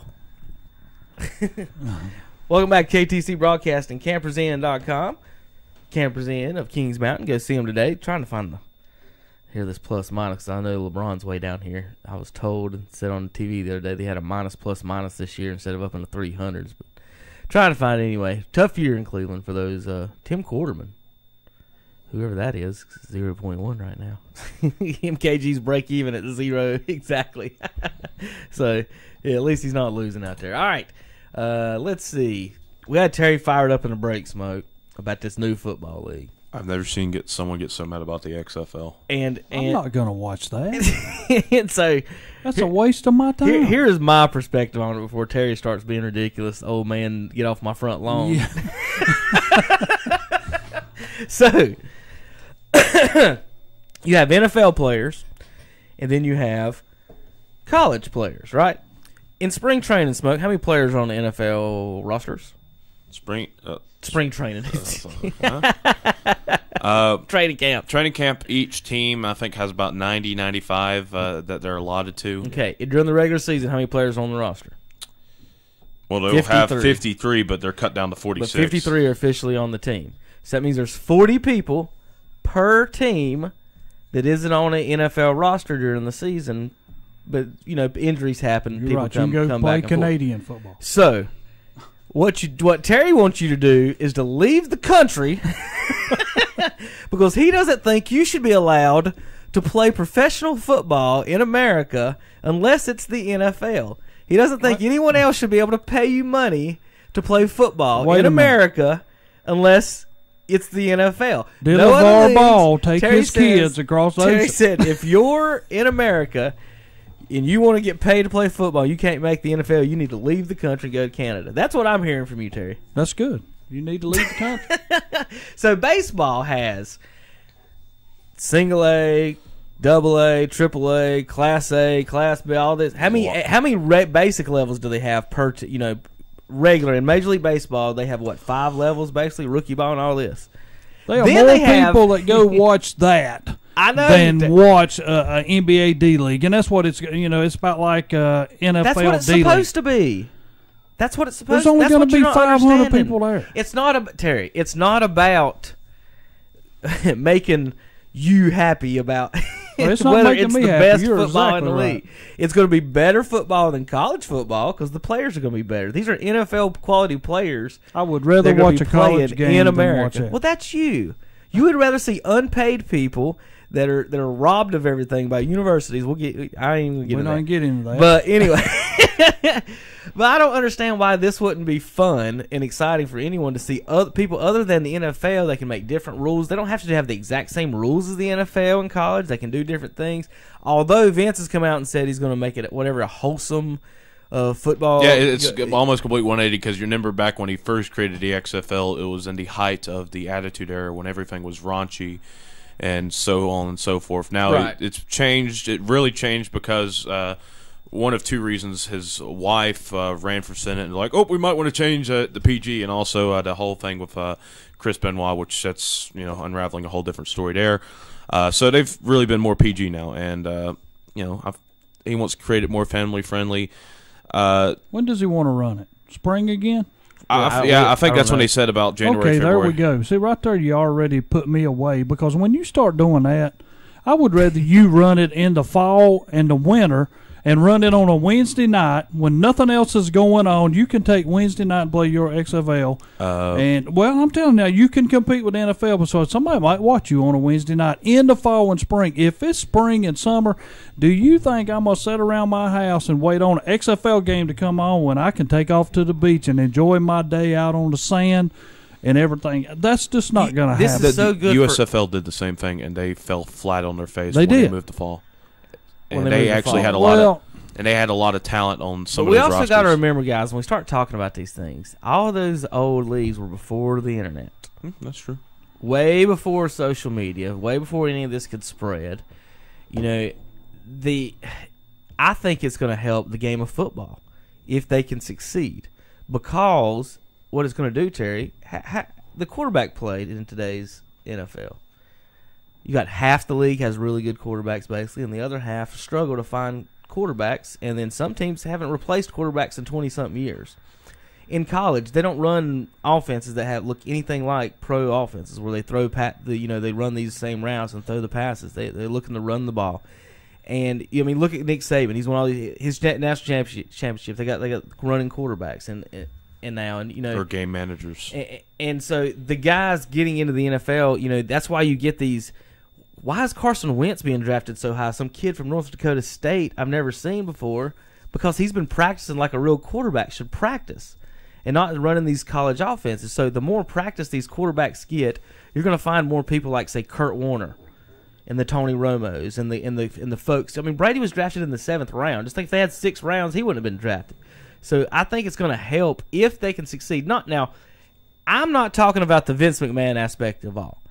This is what I want the NBA. You know, if the NBA start paying their D League players, it would fix some of the one and done type stuff as well. You need more than one professional league in a sport, whether it's lower or not. They're not going to compete with the NFL. I don't think it's their job to compete with her. I think it's their job. Like I said, you've got 40 players times 30, which is 1,200. You got 1,200 people out of a job now, Terry, that you want to send to Canada instead of keep right here in America and groom to maybe. Well, hey, what if our DB goes out? We got like tape on this guy over here playing against quality competition and not up in Canada. If they do it right, I think it'll be good. But then you got Vince McMahon, and also, well, you know, some of the, as bad as the XFL's been chastised, they did do a good bit of good as well. I mean, look at Tommy Maddox. I mean, he probably would have never been a starting quarterback in the NFL again if it wasn't for the XFL where he was the MVP. Manziel's already said he's in. Well, yeah, he's already going to be signed by CFL. What about Tebow? Is he in? Doug Flutie? Doug Flutie never played for the XFL. I know that. But he was but USFL. He went to Canada. Well, yeah, pretty much, you know, it looked like he became the greatest CFL player ever. And you look at a guy like Rod Smart. I probably would have never touched the NFL if it wasn't for the XFL, and he's now become a cult icon because of what he had on the back of his jersey, and actually had a pretty solid career here in Carolina for about 3 years. I mean, look at Jeff Brom, was a quarterback in the XFL. Now he's a head coach in Purdue, one of the hottest young coaches in the whole college system. So, I mean, the XFL did some good, and, you know, you watch every primetime game nowadays, you see that Skycam. Who came up with that? It was the XFL. So, I mean, they brought in some good as well, and they had some innovative stuff. But I think one thing we got to realize is this time it's no longer a 50-50 split between Vince McMahon and Dick Ebersol. It's straight up Vince McMahon owning the company, owning the football league. And another thing that's different, last time they had a year to prepare for all this. Now they're having 2 years to prepare for all this. And you got to remember when they got to training camps, they had about 3-5 weeks to prepare. And then, all right, no preseason games, just go straight out there. Now, I would think they would have more this time. It's just, hopefully Vince has learned from some of his stuff, but you know, some of the stuff he's kind of been a hypocrite on. This is also his last probably thing he's going to do in his life. Yeah, last so major thing. Yeah, I don't think he's just going to go out and. He's over 70. He just and you know, people say, "Oh, 70, that's not bad," but people have been, you know, people in the wrestling business have been adamant saying Vince McMahon does not get any sleep whatsoever. For about 30 years now, he's only getting about 3-4 hours of sleep every day because he thinks sleep is overrated. So you add on to that he's 70 years old. He's had probably a humongous amount of stress. You know, this definitely is one of the last things I think we'll see Vince do.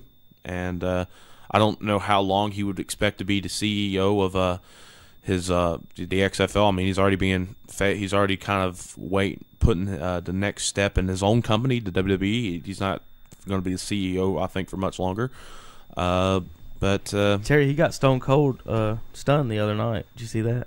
Well, I'm just telling you, it's just something I'm not going to watch. I mean, you know, and that's 2 years away. Nothing can persuade me to watch it. And you got 2 years to do it. What if Romo comes back? Well, I guess Romo will plays in the XFL with somebody else. You're not going to watch him play? You know, there's no way I'm going to flip over to watch a whole XFL game on television.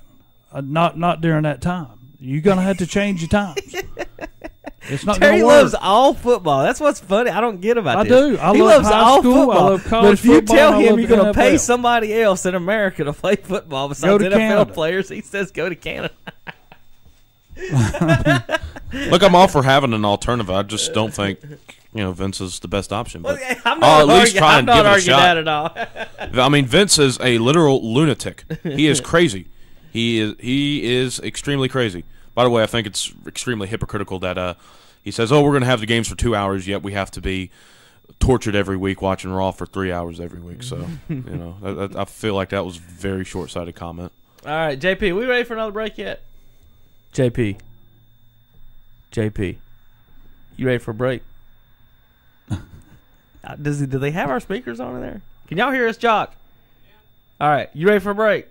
Oh, he says, yeah. All right, JP. Good morning, JP. Good to see you, buddy. Hadn't seen you call quite a while. You doing all right? I'm doing great. There you go. I was about to say, you turn your mic on and say hello. Did you have a biscuit this morning? What'd you eat, JP?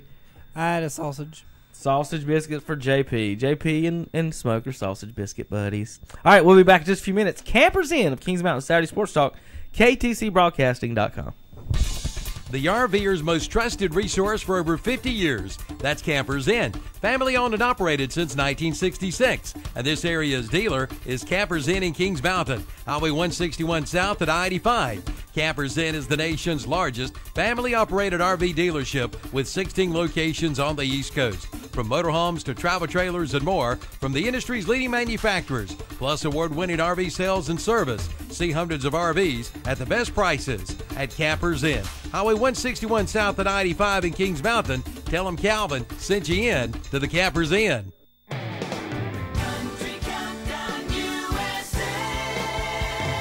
I'm Lon Helton, inviting you to join me as I count down the week's top 30 with my co-host Chris Young, who introduces us to his new puppy. My sister surprised me, and I actually unwrapped the dog tag with the name on there. It was my gift for Christmas, which was really cool. That's Chris Young this week on Country Countdown USA.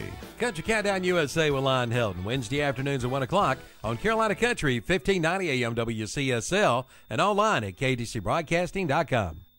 Should we go with a zone D or man-on-man coverage? Do we take a timeout or draw the foul? Who do we want to take the shot? On the shot. That's it. Make room for 2017. The Tar Heels are the national daggum champions. Find out the answer to all these questions and more by tuning in to the Tar Heels Radio Network. Carolina just would not give up. It's time to play at the Kings Mountain Country Club. Play and ride on the new cart paths. Play and ride 18 holes Monday through Friday for $28. Seniors 55 and older can ride and play 18 holes Monday through Friday for just $24. Play and ride 18 holes on weekends for just $37. For tee times, call 704-739-5871 for the Kings Mountain Country Club, located on 109 Country Club Drive in Kings Mountain.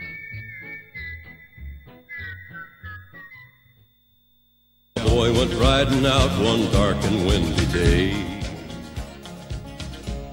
Up on a ridge he rested as he went along way to come back. his way. Johnny Cash. All right, Jock, you got our video uploaded? Is the video uploaded? The pictures are. We go check on the video. We're uploading the video of last night's ball game, Hunter Huss at Kings Mountain. Got the pictures up on Facebook right now. Jock Anderson, and I don't know why I messed up Anderson. Anderson taking care of that. Try to say Anderson taking in one breath. I guess that's the problem. But we're now looking at the Las Vegas sports books for some of these prop bets and checking out some of this stuff. Some of these prop bets can get really crazy. Yeah. Will the team score 4 straight times? Will the team make a field goal in the fourth quarter? Longest field goal made of the game.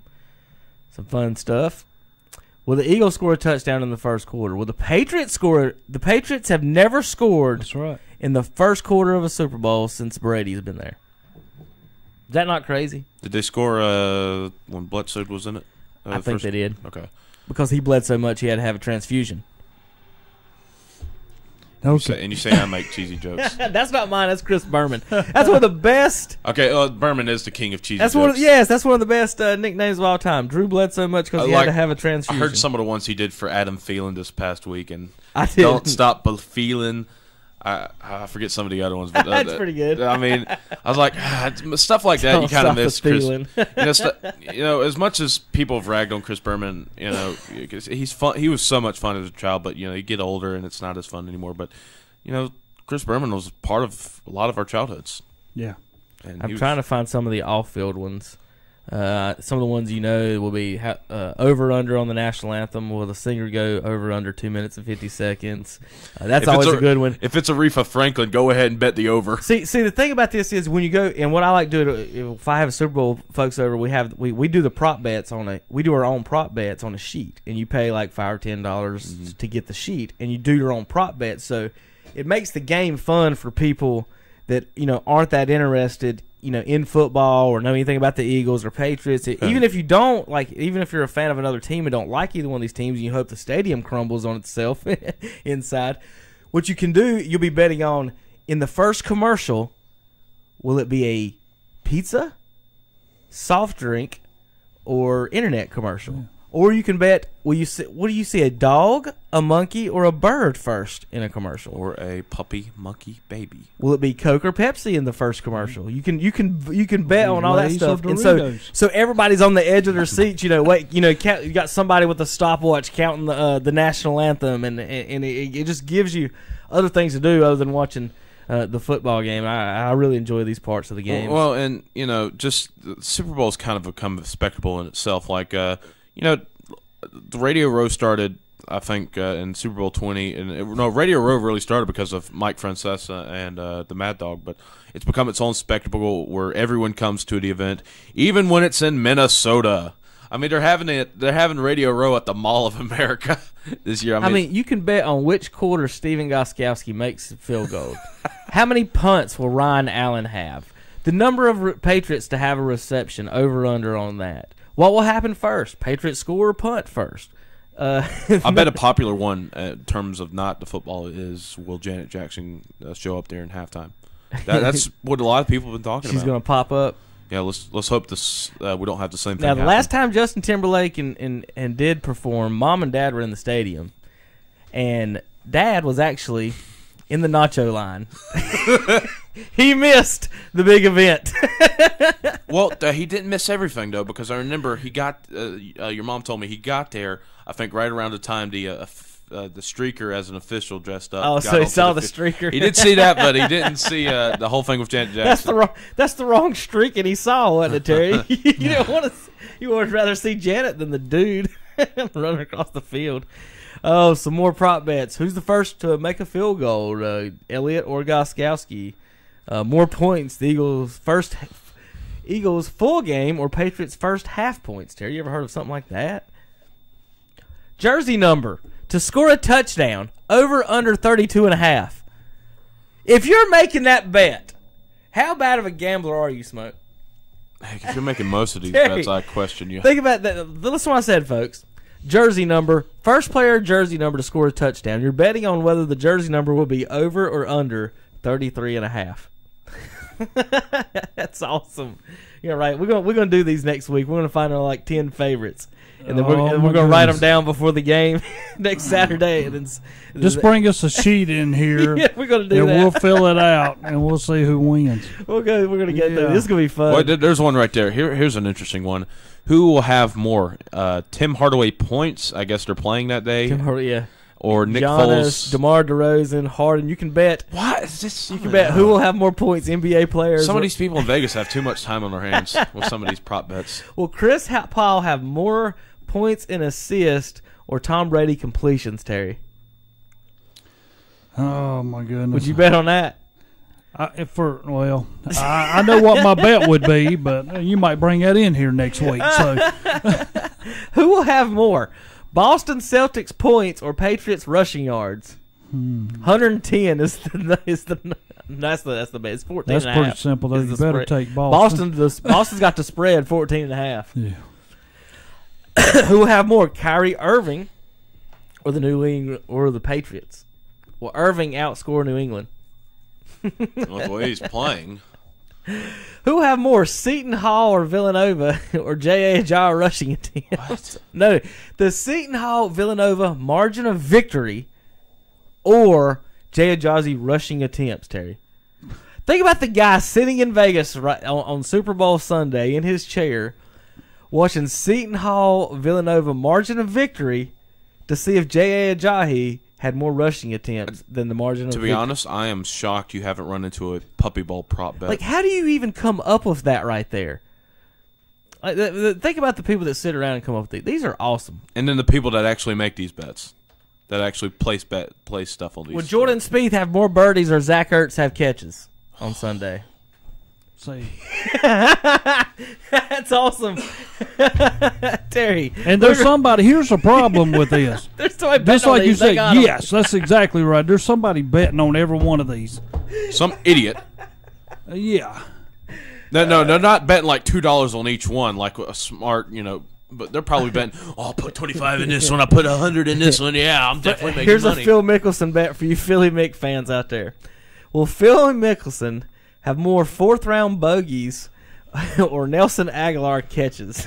I mean, why do you even make bets like these? If you're a Phil Mickelson fan and a Philadelphia Eagles fan, that's who that hit, Smoke. You could be both. There's a lot of Phil Mickelson Eagles fans out there. Still won't make it. Like, how many pages is this? You've gone for like 12 pages already. This is already too much. This is England and Italy. Now we're doing We soccer even got goals. the Winter Olympics involved in on this. Yeah, the Olympics. I like this one. Will the U.S. win more gold medals or the Eagles and Patriots total points in the first quarter? I would not like that one because that's going to take you a while to get paid. 2 weeks later. Yeah. It's 2 weeks later this year. Yeah. So will USA have more medals than the Eagles and Patriots scored in the first quarter? Y'all got any thoughts on that one? This has really jumped the shark here. I've told y'all these things. I mean, it goes on. What does it say at the bottom? What page it is? I'm on page 22. 22. Players to be named MVP. Okay, those are all the. Okay, that's actually those are some in-game prop bets. The ones we went through that you can compare that. Here's the MVP odds. Foles is at 3-1. Brady at 4-5, and then Gronk 12-1. Cooks 18-1, and then Ajayi. There's about 5 Patriots before you get to Ajayi. Then the field is all others at 25-1. Devin McCourty 80-1. Gostkowski 80-1. So there's you some big payoff bets on that, Terry. If you want to look at that, player to score first. Ajayi, Jeffrey, Aguilar all at 8. Gronk's got the best odds at 12-1. No touchdown score 200-1. Player to score the last touchdown, same exact numbers actually. I just wonder how many pages are there. Yeah, I know. We're going through all these. It's like that ride at Disney World, the song that never ends. Final score bets for teams. This is where you could bet. The boards. You ever did the cubes? Mm-hmm. So what you can bet how in Vegas. So you pick the final score for the Eagles and then your odds. If the Eagles end up with 4 points and you bet that, your money is multiplied by basically 10,000. So for every dollar you put on the Eagles to finish with 4 points, and you say you put $100 in Terry, and the Eagles end up with 4, that's $1 million in it. Did I do that math right? Do you want to do that math for me? Is that $1 million? That's what I was guessing. $100 times 10,000. 110,000s. I think. I put it like that. Somebody knows the answer. Yeah. Well, we could, we have 2 interns in there with calculators and computers that could have pulled that up for me, but I don't care that much. But that's the highest bet is the 4 points. 2 is the next highest at 2,000. 5 is 1,000. From there, it's 100-1 on somebody finishing with 8, 11, or 46 points. That when you speak of stuff like this, and this come out at the very start of the year, and I never ever thought I would ever think Philadelphia would be here, but they said at that time, if you bet on Philly to be in a Super Bowl and win it, the thing was multiplied, but just to bet on Philly to get there was like 200-1. By the way, only one journalist, I believe, on record has gotten the whole Super Bowl prediction right at the beginning of the year. That was the godfather of journalism himself, John the McClane. money was magnificent. That even if for them to get there, you would have made tons. And I'm sitting here. Somebody bet on that. Somebody put money on that. I think I had Philly in the playoffs or one spot out. I mean, yeah, but we didn't expect it like this. And especially once the playoffs started, it tells you how hard it is to win in the playoffs in the NFL, because if you look at the NFC this year, all the good quarterbacks, if you call them the good quarterbacks, got beat early on. Yeah. Having to go on the road somewhere or and then you turn around and then, you got Nick Foles and he, for everyone to talk bad about Nick Foles, I mean, he had a year that went 27-2 in touchdowns. He's better. He can play. He can play. It's just he is a great backup. He's not Tom Brady. No, but he'll be starting 4 rounds. He is one heck of a backup. I mean, he was almost like when Prescott had Romo in the bag, knowing that dude is good enough. This is the same thing. Wentz and you got Foles. Foles has been a starter. He has done this before. Foles was basically, if things don't work out with Carson Wentz, at least we have this guy. We have him. That's exactly you know, right. if he struggles on the field, which Carson Wentz did not struggle on the field this year, he just got hurt, and you know, it took him a couple games to really get, you know, kind of get his feet wet. That Oakland game, it looked horrible, but it's just crazy how this team was so great. Then they had their quarterback get hurt. They are the first 1 seed to ever be a underdog at home against a 6 seed, and they won. And they completely manhandled the Minnesota Vikings. They just. But it did help them. They had that defense. Yeah. That defense was tremendous in helping them. It's just they got a lot of good pieces that they built the offense around as well. I mean, they made a buy low, low risk, high reward move on Alshon Jeffrey, and it's paid off for him. Nelson Aguilar's finally showed up. You always got Zach Ertz as a nice security blanket, and you made a low risk, high reward trade for Jay Ajayi. Yeah, and when I think back, and I'm thinking back to the start of the year, if Foles had been a starter, this team maybe would have been 1 less or 2 less wins than they would have had at the end. It wouldn't have made that much of a difference. What the difference it would have made, Terry, is yes, they would have been a playoff team, maybe, probably, but they wouldn't have had the 1 seed. No, they would probably would not have had the 1 seed. And it really does make a deal, and it has. I guess Minnesota, they got blown out going into Philly. Mm-hmm. They were on the high of all highs. They were lucky to be there. They shouldn't have been there. Should have been New Orleans. And you got to remember too, this is like the first time in I don't know how long that Minnesota's been on the good end of something like that happened. Yep, ain't that right, Roger Staubach? Gary Anderson. Yeah, Terry, you know about that. All right, real quick, it was $1 million, Terry, in the math. Okay. Because we have a former West Lincoln graduate doing the math for us. That's good. Chad Linhart listening on KTCBroadcasting.com, former basketball player, baseball there as well, football. A little bit of everything, Chad. Thank you for listening. Watching on KTC Broadcasting. If you're watching, Chad, I'm wearing my Cleveland Browns shirt today, my Dog Pound shirt. Hey, I mean they got a pretty good offensive coordinator. We're about to talk about that in a minute, Terry. Joe Thomas said, I want Kirk Cousins, Barkley with the first pick, Chubb or Fitzpatrick with the 4, and we'll be 8-8, maybe compete for the playoffs next season. Joe Thomas, tackle of the Browns. We'll be back in just a few minutes. KTCBroadcasting.com. The RVer's most trusted resource for over 50 years. That's Campers Inn. Family owned and operated since 1966. And this area's dealer is Campers Inn in Kings Mountain, Highway 161 South at I-85. Campers Inn is the nation's largest family-operated RV dealership with 16 locations on the East Coast. From motorhomes to travel trailers and more, from the industry's leading manufacturers, plus award-winning RV sales and service. See hundreds of RVs at the best prices at Campers Inn. Highway 161 South at I-85 in Kings Mountain. Tell them Calvin sent you in to the Campers Inn. Tee it up and let it fly at the Crowders Mountain Golf Course, voted Gaston County's best course. Ride and play Monday through Friday for just $28. Play and ride after 12 for $25. On weekends and holidays, play and ride for $38 and afternoon for only $28. Seniors 55 and older play and ride Monday through Friday for $25. And Monday is Ladies' Day. Ladies, play and ride on Mondays for $18. The Crowders Mountain Golf Course, located on 255 Lincoln Academy Road in Gastonia. There you go, Ann. Your new account is now open. Just one more little thing. Here's your card. What was that? It's my new bank. Every time I turn around, I get hit with another fee. You need to get an account at Carolina Federal Credit Union. She's right. Tired of getting hit by bank fees? Switch to Carolina Federal Credit Union today. Make those pains go away. Here's your receipt.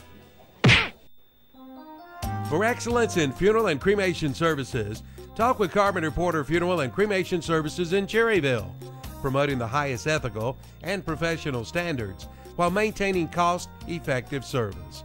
Call 704-435-6711 or come and talk with funeral directors John Porter and Hannah Garrett, offering you guidance during one of life's most difficult times. Carpenter Porter Funeral and Cremation Service, 1100 East Main Street in Cherryville, a member of the National and North Carolina Funeral Directors Associations.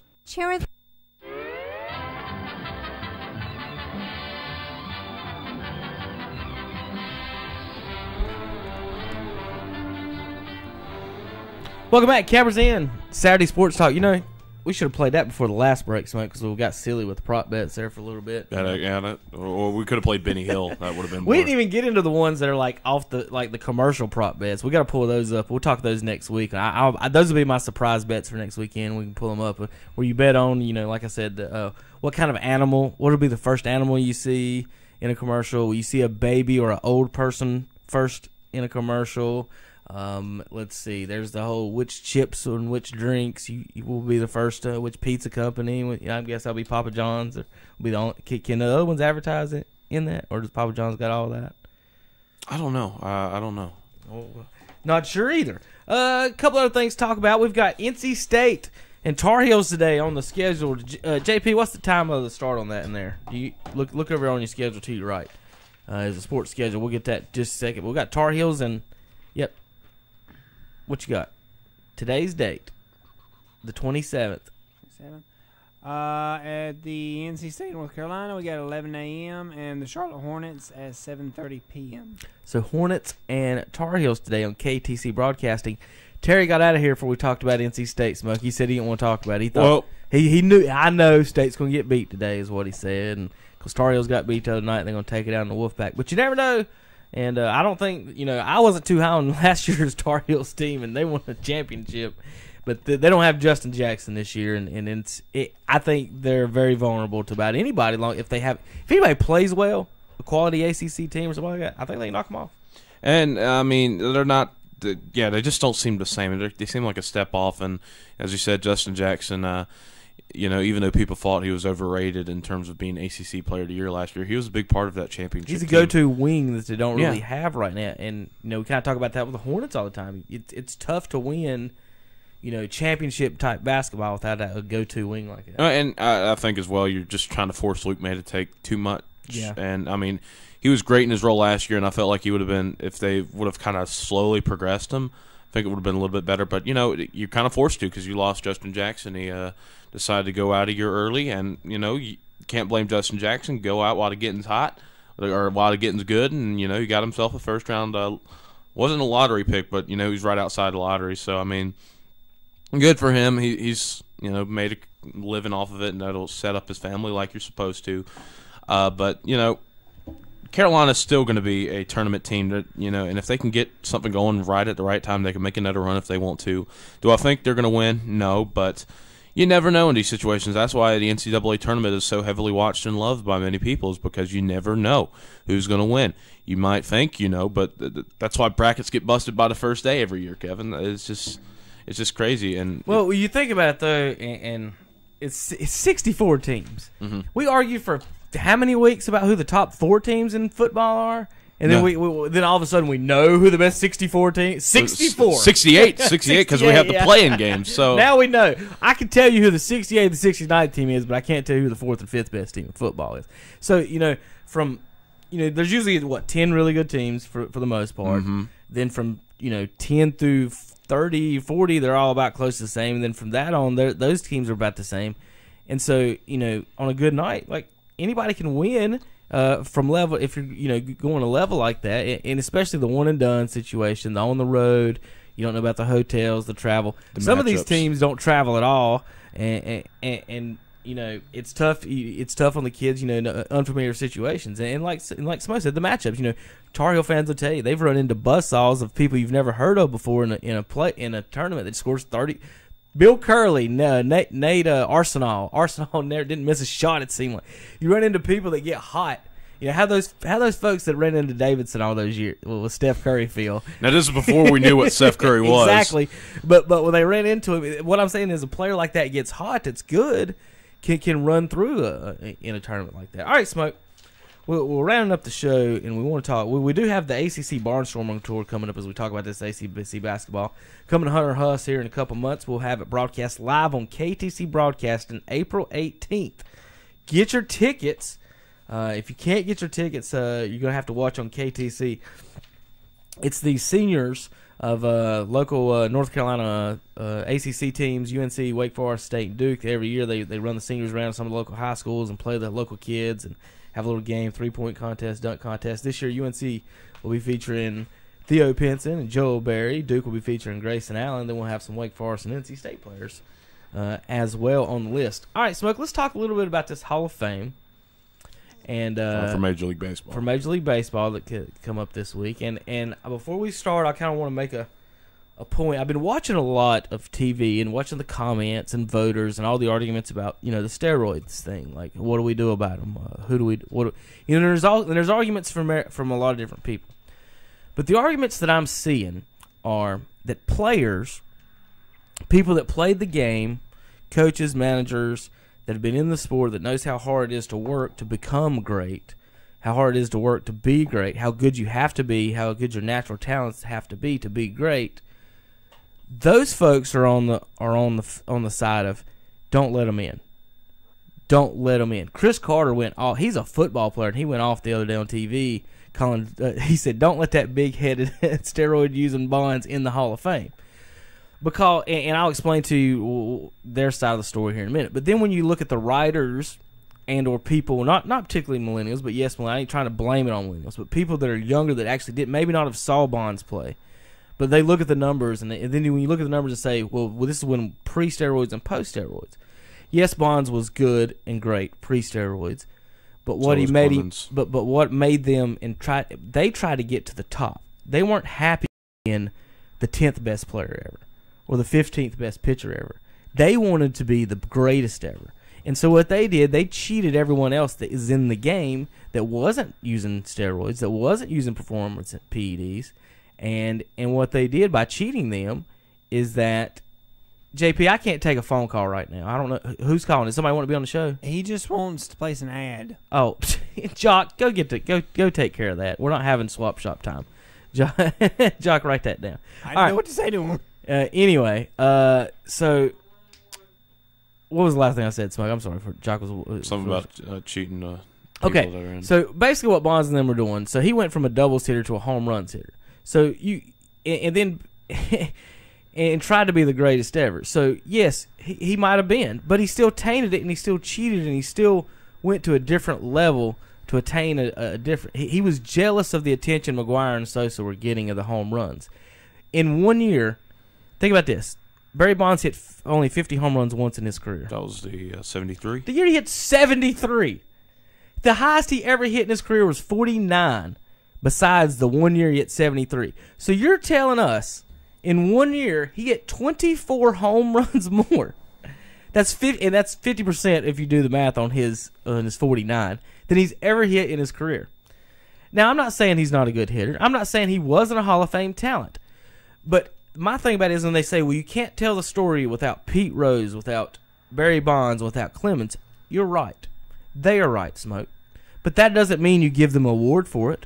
That doesn't mean you put a plaque of them. What it means is you put a display in the Hall of Fame that says all-time home run leaders, single-season home run leaders. They already have that in the Hall of Fame, folks. Barry Bonds is in the Hall of Fame. Everyone knows he's the home run king because his stats and the displays are up. The only difference is that they're arguing about whether he should have a bust in there or not and be honored for that accomplishment. And what the players are saying and the people that's been in it is that no. Yes, put his name on the wall. And then some people say, well, you got to put on the plaque you might have cheated. Well, that ain't fair to Bonds if you've never proved that he cheated or anyone else. It's never been proven 100% You can't put that on anyone. The closest they got was to Jose Canseco's book. And if you want to put that on anyone, and if you don't have the exact proof, and we kind of talked about another situation earlier, if it's not exact proof, you can't just put that on someone's plaque, hey, we thought this guy used steroids. So it wouldn't be fair to Bonds to do that to him that way. So my solution is, and to just keep doing it as it is that, have the home run display. Have the greatest, the most hits display. Pete Rose can be at the top of that. You can put his picture in there. But to honor him and give him a trophy for cheating at the game, think about the players, and here's what you don't think of. Yes, so Bonds cheated to be the greatest ever and not just be great. But what about all the people in AA and in single A and in AAA who cheated and used steroids just to get to the Major League Baseball level? They're taking a job away of someone who's trying to do it the right way, the way you're supposed to do it without cheating everyone. Because once you start letting in Bonds and anyone else that did cheat, what you're saying, by giving them a plaque and honoring them, you're saying, yeah, they cheated. It doesn't matter, kids. You can cheat. Because if you cheat and are still great, we won't care. the problem is they've already let a lot of people in that you could easily say that were cheated. I mean, at different eras, they've had different things. Like, you go back to the 60s, there's a greenies But you area. can't go back. I know somebody, but you can't go back and take people away from that. Then why do you even put those guys in the first place? That's my problem. Like who? And name names. Let's not go. Henry Aaron. I mean, gosh. I mean, guys. Are you saying Hank Aaron should be in the Hall of Fame? Well, I'm just saying that's basically what you're saying. I don't care if you, because you've already put so many guys in from that era, those eras that were involved in drugs and steroids. Greenies. And okay, what Smoke's talking about is amphetamines that basically energy. Basically, Greenies now, Smoke. It's kind of Adderall. Is that, and Monster Energy drinks, Red Bull now is a lot of that type stuff, but a little bit harder. Now with that, I understand what you're saying with that, but there's a definite line of muscle building and recovering your body. Like say the way like McGuire, for example, and you lift weights, right? You know how weights lift work. You tear your muscles, right? So if you're taking this HGH in the steroids, it makes you recover quickly. So if you have a bad game, Pujols has had plantar fasciitis his whole career. Yeah. That if anyone's ever had plantar fasciitis, it's like stepping on glass if you step on your foot the wrong way, and it's really bothersome. So like if Pujols he could have put HGH in his foot the whole time, or some type of steroid and done away with that feeling. So instead of talking about Pujols where he is and where he ends up being one of the greatest hitters of all time, maybe the best right-handed hitter of all time, but he's in the class, he's not definitive. If Pujols does what Bonds did, what if we're looking at Pujols right now? He's got 850 home runs or something like that, and he never had plantar fasciitis. Is that okay? Well, I mean, we're going to see a couple of guys get in that had their fair share of issues. I mean, Ortiz is getting in, and he had his issues as well. And Ortiz has the best publicist of all time, and that's ESPN because they're up there at him. They love the Red Sox and Yankees, and he does get a pass. And A-Rod's, I wouldn't be shocked if A-Rod gets a pass, and he got caught twice. Yep. So they just pick their battles, they choose their favorites. That's the problem. And you're right. There's no consistency with it, and that's what I said. That's what I'm saying about the rule, or what I think what they should do is go ahead and honor them with. They're going to be in the if they're going to be in there. And you've got them on the home run list. They're already there. I don't think giving someone an award for cheating, and is good. Well, except they already are giving the guys that are cheating. I mean, look who they put in last year. They put in Jeff Bagwell. Yeah, I think. And come on, so they're being hypocritical. They're picking and choosing. Jeff Bagwell. I don't understand how they even. And there's some guys. The steroids or not, Barry Bonds should be in over guys like Trevor Hoffman and. I'm not a fan of the Hoffman. I'm not in Smoking. I know this is going to hurt you. I don't know if this will hurt your feelings or not. But these DHs shouldn't be in the Hall of Fame. I can understand that. You know, especially you were an NL fan. I understand that, and and it's not even that. It's because at some point, it's the fact of of playing the defense. Like okay, here's a good example. Are they going to try to hold Sheffield's defense against him? Probably. Yeah, probably. And that's why he's not over 25%. So how do you hold Sheffield's defense against him? Yeah, you put in. Yet Edgar's going to get in, who never even tried. He couldn't even do what Sheffield did. He couldn't even play bad defense. Let's see. Who's the voting? I'm trying to scroll down. Yeah, because I mean, and by the way, Edgar got 70%. I'm going to make Braves fans mad here. Chipper Jones should not be a first ballot Hall of Famer. I'm sorry. I mean, he should be a Hall of Famer, but I don't think he should have gone in first ballot. But that's some of the stuff you're going to get with some of the steroid stuff is, they're going to pick and choose their favorites, and they're going to have guys like Chipper Jones, who you could argue was not the best player on this team till he was in his 30s, going into the Hall of Fame. It's just like that. I mean, you could argue that Andrew Jones was better than Chipper Jones. But Andrew's probably not going to get in because his career wasn't as long. It's just extremely hypocritical. That it's hard to get it. I want everyone to know, and I'm not. And I explained this before the show started. I don't care. I personally don't care. But the people that do, like, say that played AA ball and never made it to the major, Smoke, those guys, it really does. I mean, it's not fair to them. But here it is. By the way, here it is. Here's the guys that I think Hoffman. Well, you have to get over 75. They haven't 74. I think this was before the voting this year. Because Clemens and Bonds didn't take much of a jump this year. They went to about 58, 59. Both of them did. All right, here it is. Here's the whole list. I think this is from Sports Illustrated. Let's see. Jim Thome got in at 89.8, which you could make an argument he shouldn't be in this first ballot. And you don't know if he took steroids or not. Vlad made it, which was inevitable. He didn't. He barely missed it. He barely missed a cut last year on his first try. Of course, I think Chipper had 98%, which is ridiculous. And see, here's my thing about the Hall of Fame. So,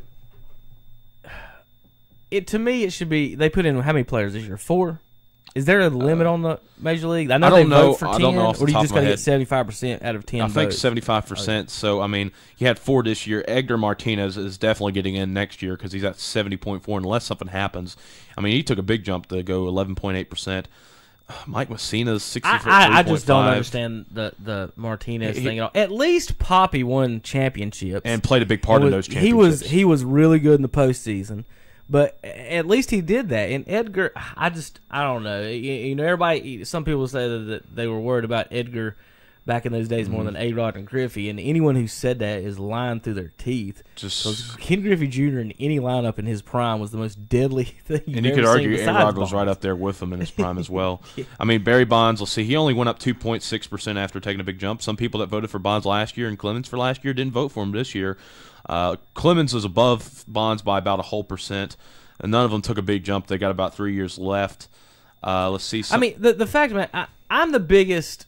I would be the biggest as far as the home runs go. That Mark McGwire is. I'm one of the biggest fans. Yes, he was taking steroids, but I'm not going to give him a bust for it. I think he's one. Watching him hit home runs is the best home run hitter I've ever seen in person and on TV. Home run hitter. Get that before you say, well, Bonds hit more. That was 1 year, and we all know he added 30 pounds of muscle, like Chris Carter said, his big head. But anyway, that 73 is different. McGwire consistently hit 50. It was just a home run swing. Now, I'm not going to sit there and say because of what he did, he deserves to be a bust. But you put the list up on the list. Hey, there's the list. He's on the list of home runs all the time, and that I don't think you take away from him. And by the way, Gaston, you Some of these Kevin other people. I was shocked when I saw Kevin Millwood even make the ballot. No offense to Millwood, I just didn't think he'd ever make a ballot for Hall of Fame. He didn't get any votes. I'm glad Isringhausen didn't get any votes. My goodness, he was awful for St. Louis. I'm kind of shocked Johnny Damon even made the list. He's at 1.9%, so no way he's getting in. This one's kind of a depressing one. Johan Santana, that's a huge what if he would have stayed healthy.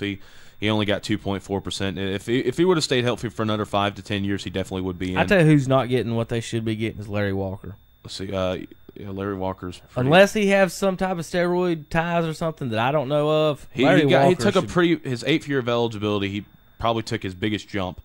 He's now up to 34.1%. It's up 12.2. But I mean, if you were never a top 10 player in the league during your career, I don't think you should be in the Hall of Fame. Which Kurt Schilling got up a little bit to 51%, but people are going to be polarized on him because of what he's done off the field, which doesn't have to do with steroids, just certain other stuff. When we talk other guys with steroids, Manny Ramirez is actually down under 25%. He went down 1.8, and he's at 22. And he played a big factor in those Red Sox teams as well. It's just I think some people don't like him because of steroids and the personality. Gary Sheffield, we were talking about him. He went down 2.2%, 11.1, and Sammy Sosa's not even really getting consideration, only 7.8. So time's running out for Bonds and Clemens to make it. Put it this way: if they let Bonds in, they got to let the rest of them in. Every single one of them. I mean, and if they do, that's fine. You're right that you shouldn't be able to pick and choose. I don't think Bagwell should be in there at all. And if you're going to pick and choose, you better put the freaking best guys that use steroids in there. Don't and Clemens and Bonds were no doubt the best, even past their prime. I mean, I never saw them in their prime because I started watching them when Roger Clemens was on the Astros. Here's the thing about Bonds, Smoke. Everybody thought he was a really good player. He was one of the top 5-10 players in the league. But until he went to San Francisco and started roiding up, nobody was afraid he was going to hit a home run. Mm-mm. They thought he was going to double them off the wall every time, and then he added all that muscle weight onto it, in which his doubles added 40 feet. So he's a totally different player from when he added that on, and that's what's kind of crazy about it. It's just going to be so bad when they put A-Rod in because he literally got caught twice. And he played for New York. That's what's going to do it. And Ortiz the same with Boston and the rest of them. And I will say he will not go first ballot, A-Rod. But I know for sure David Ortiz probably will go first ballot. I just know that for sure.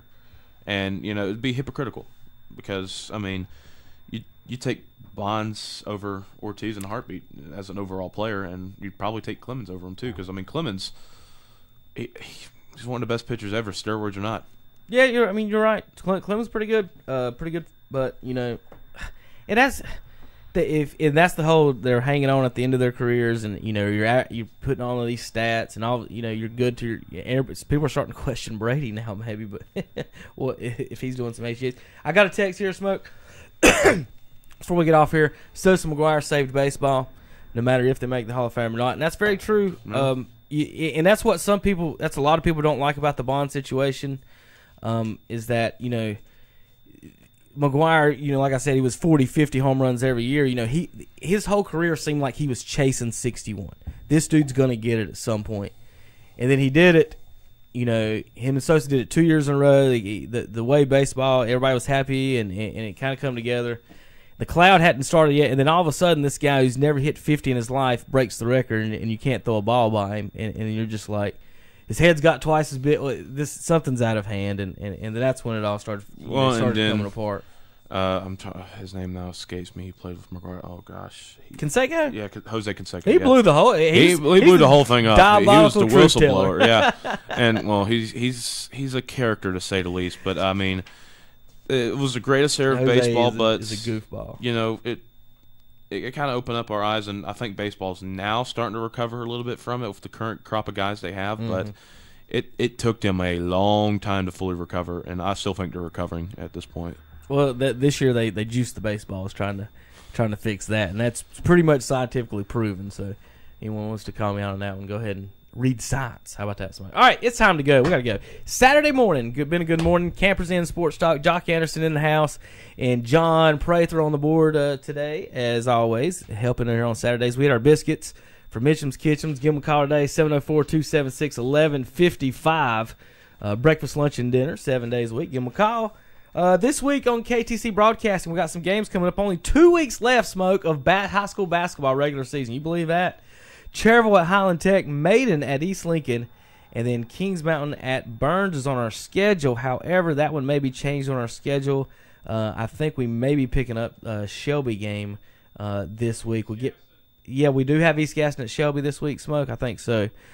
So that was changed on the schedule. I want to let that know. East Gaston at Shelby will be this Friday night's WHS game. Then we'll finish up the year next Friday after the Super Bowl. So tune in next week. We'll have more Super Bowl talk, more MLB, NASCAR, KTC, broadcasting, high school sports, and other things. Real quick, local note, whatsupshopper.com, getting the store started on there, getting it up and running. Folks, check that out. Coming up soon, we're going to be adding some we got some TVs, electronics. Milton Baker and Memory Lane have started adding their products so you can shop online on whatsupshopper.com. All right, folks, see you next week. Saturday Sports Talk by Campers Inn of Kings Mountain on KTCBroadcasting.com. Quitting time? Who says it's quitting time? I said it's quitting time. I was the foreman. I was the one says when it's quitting time at Tara. Quitting time! Quitting time!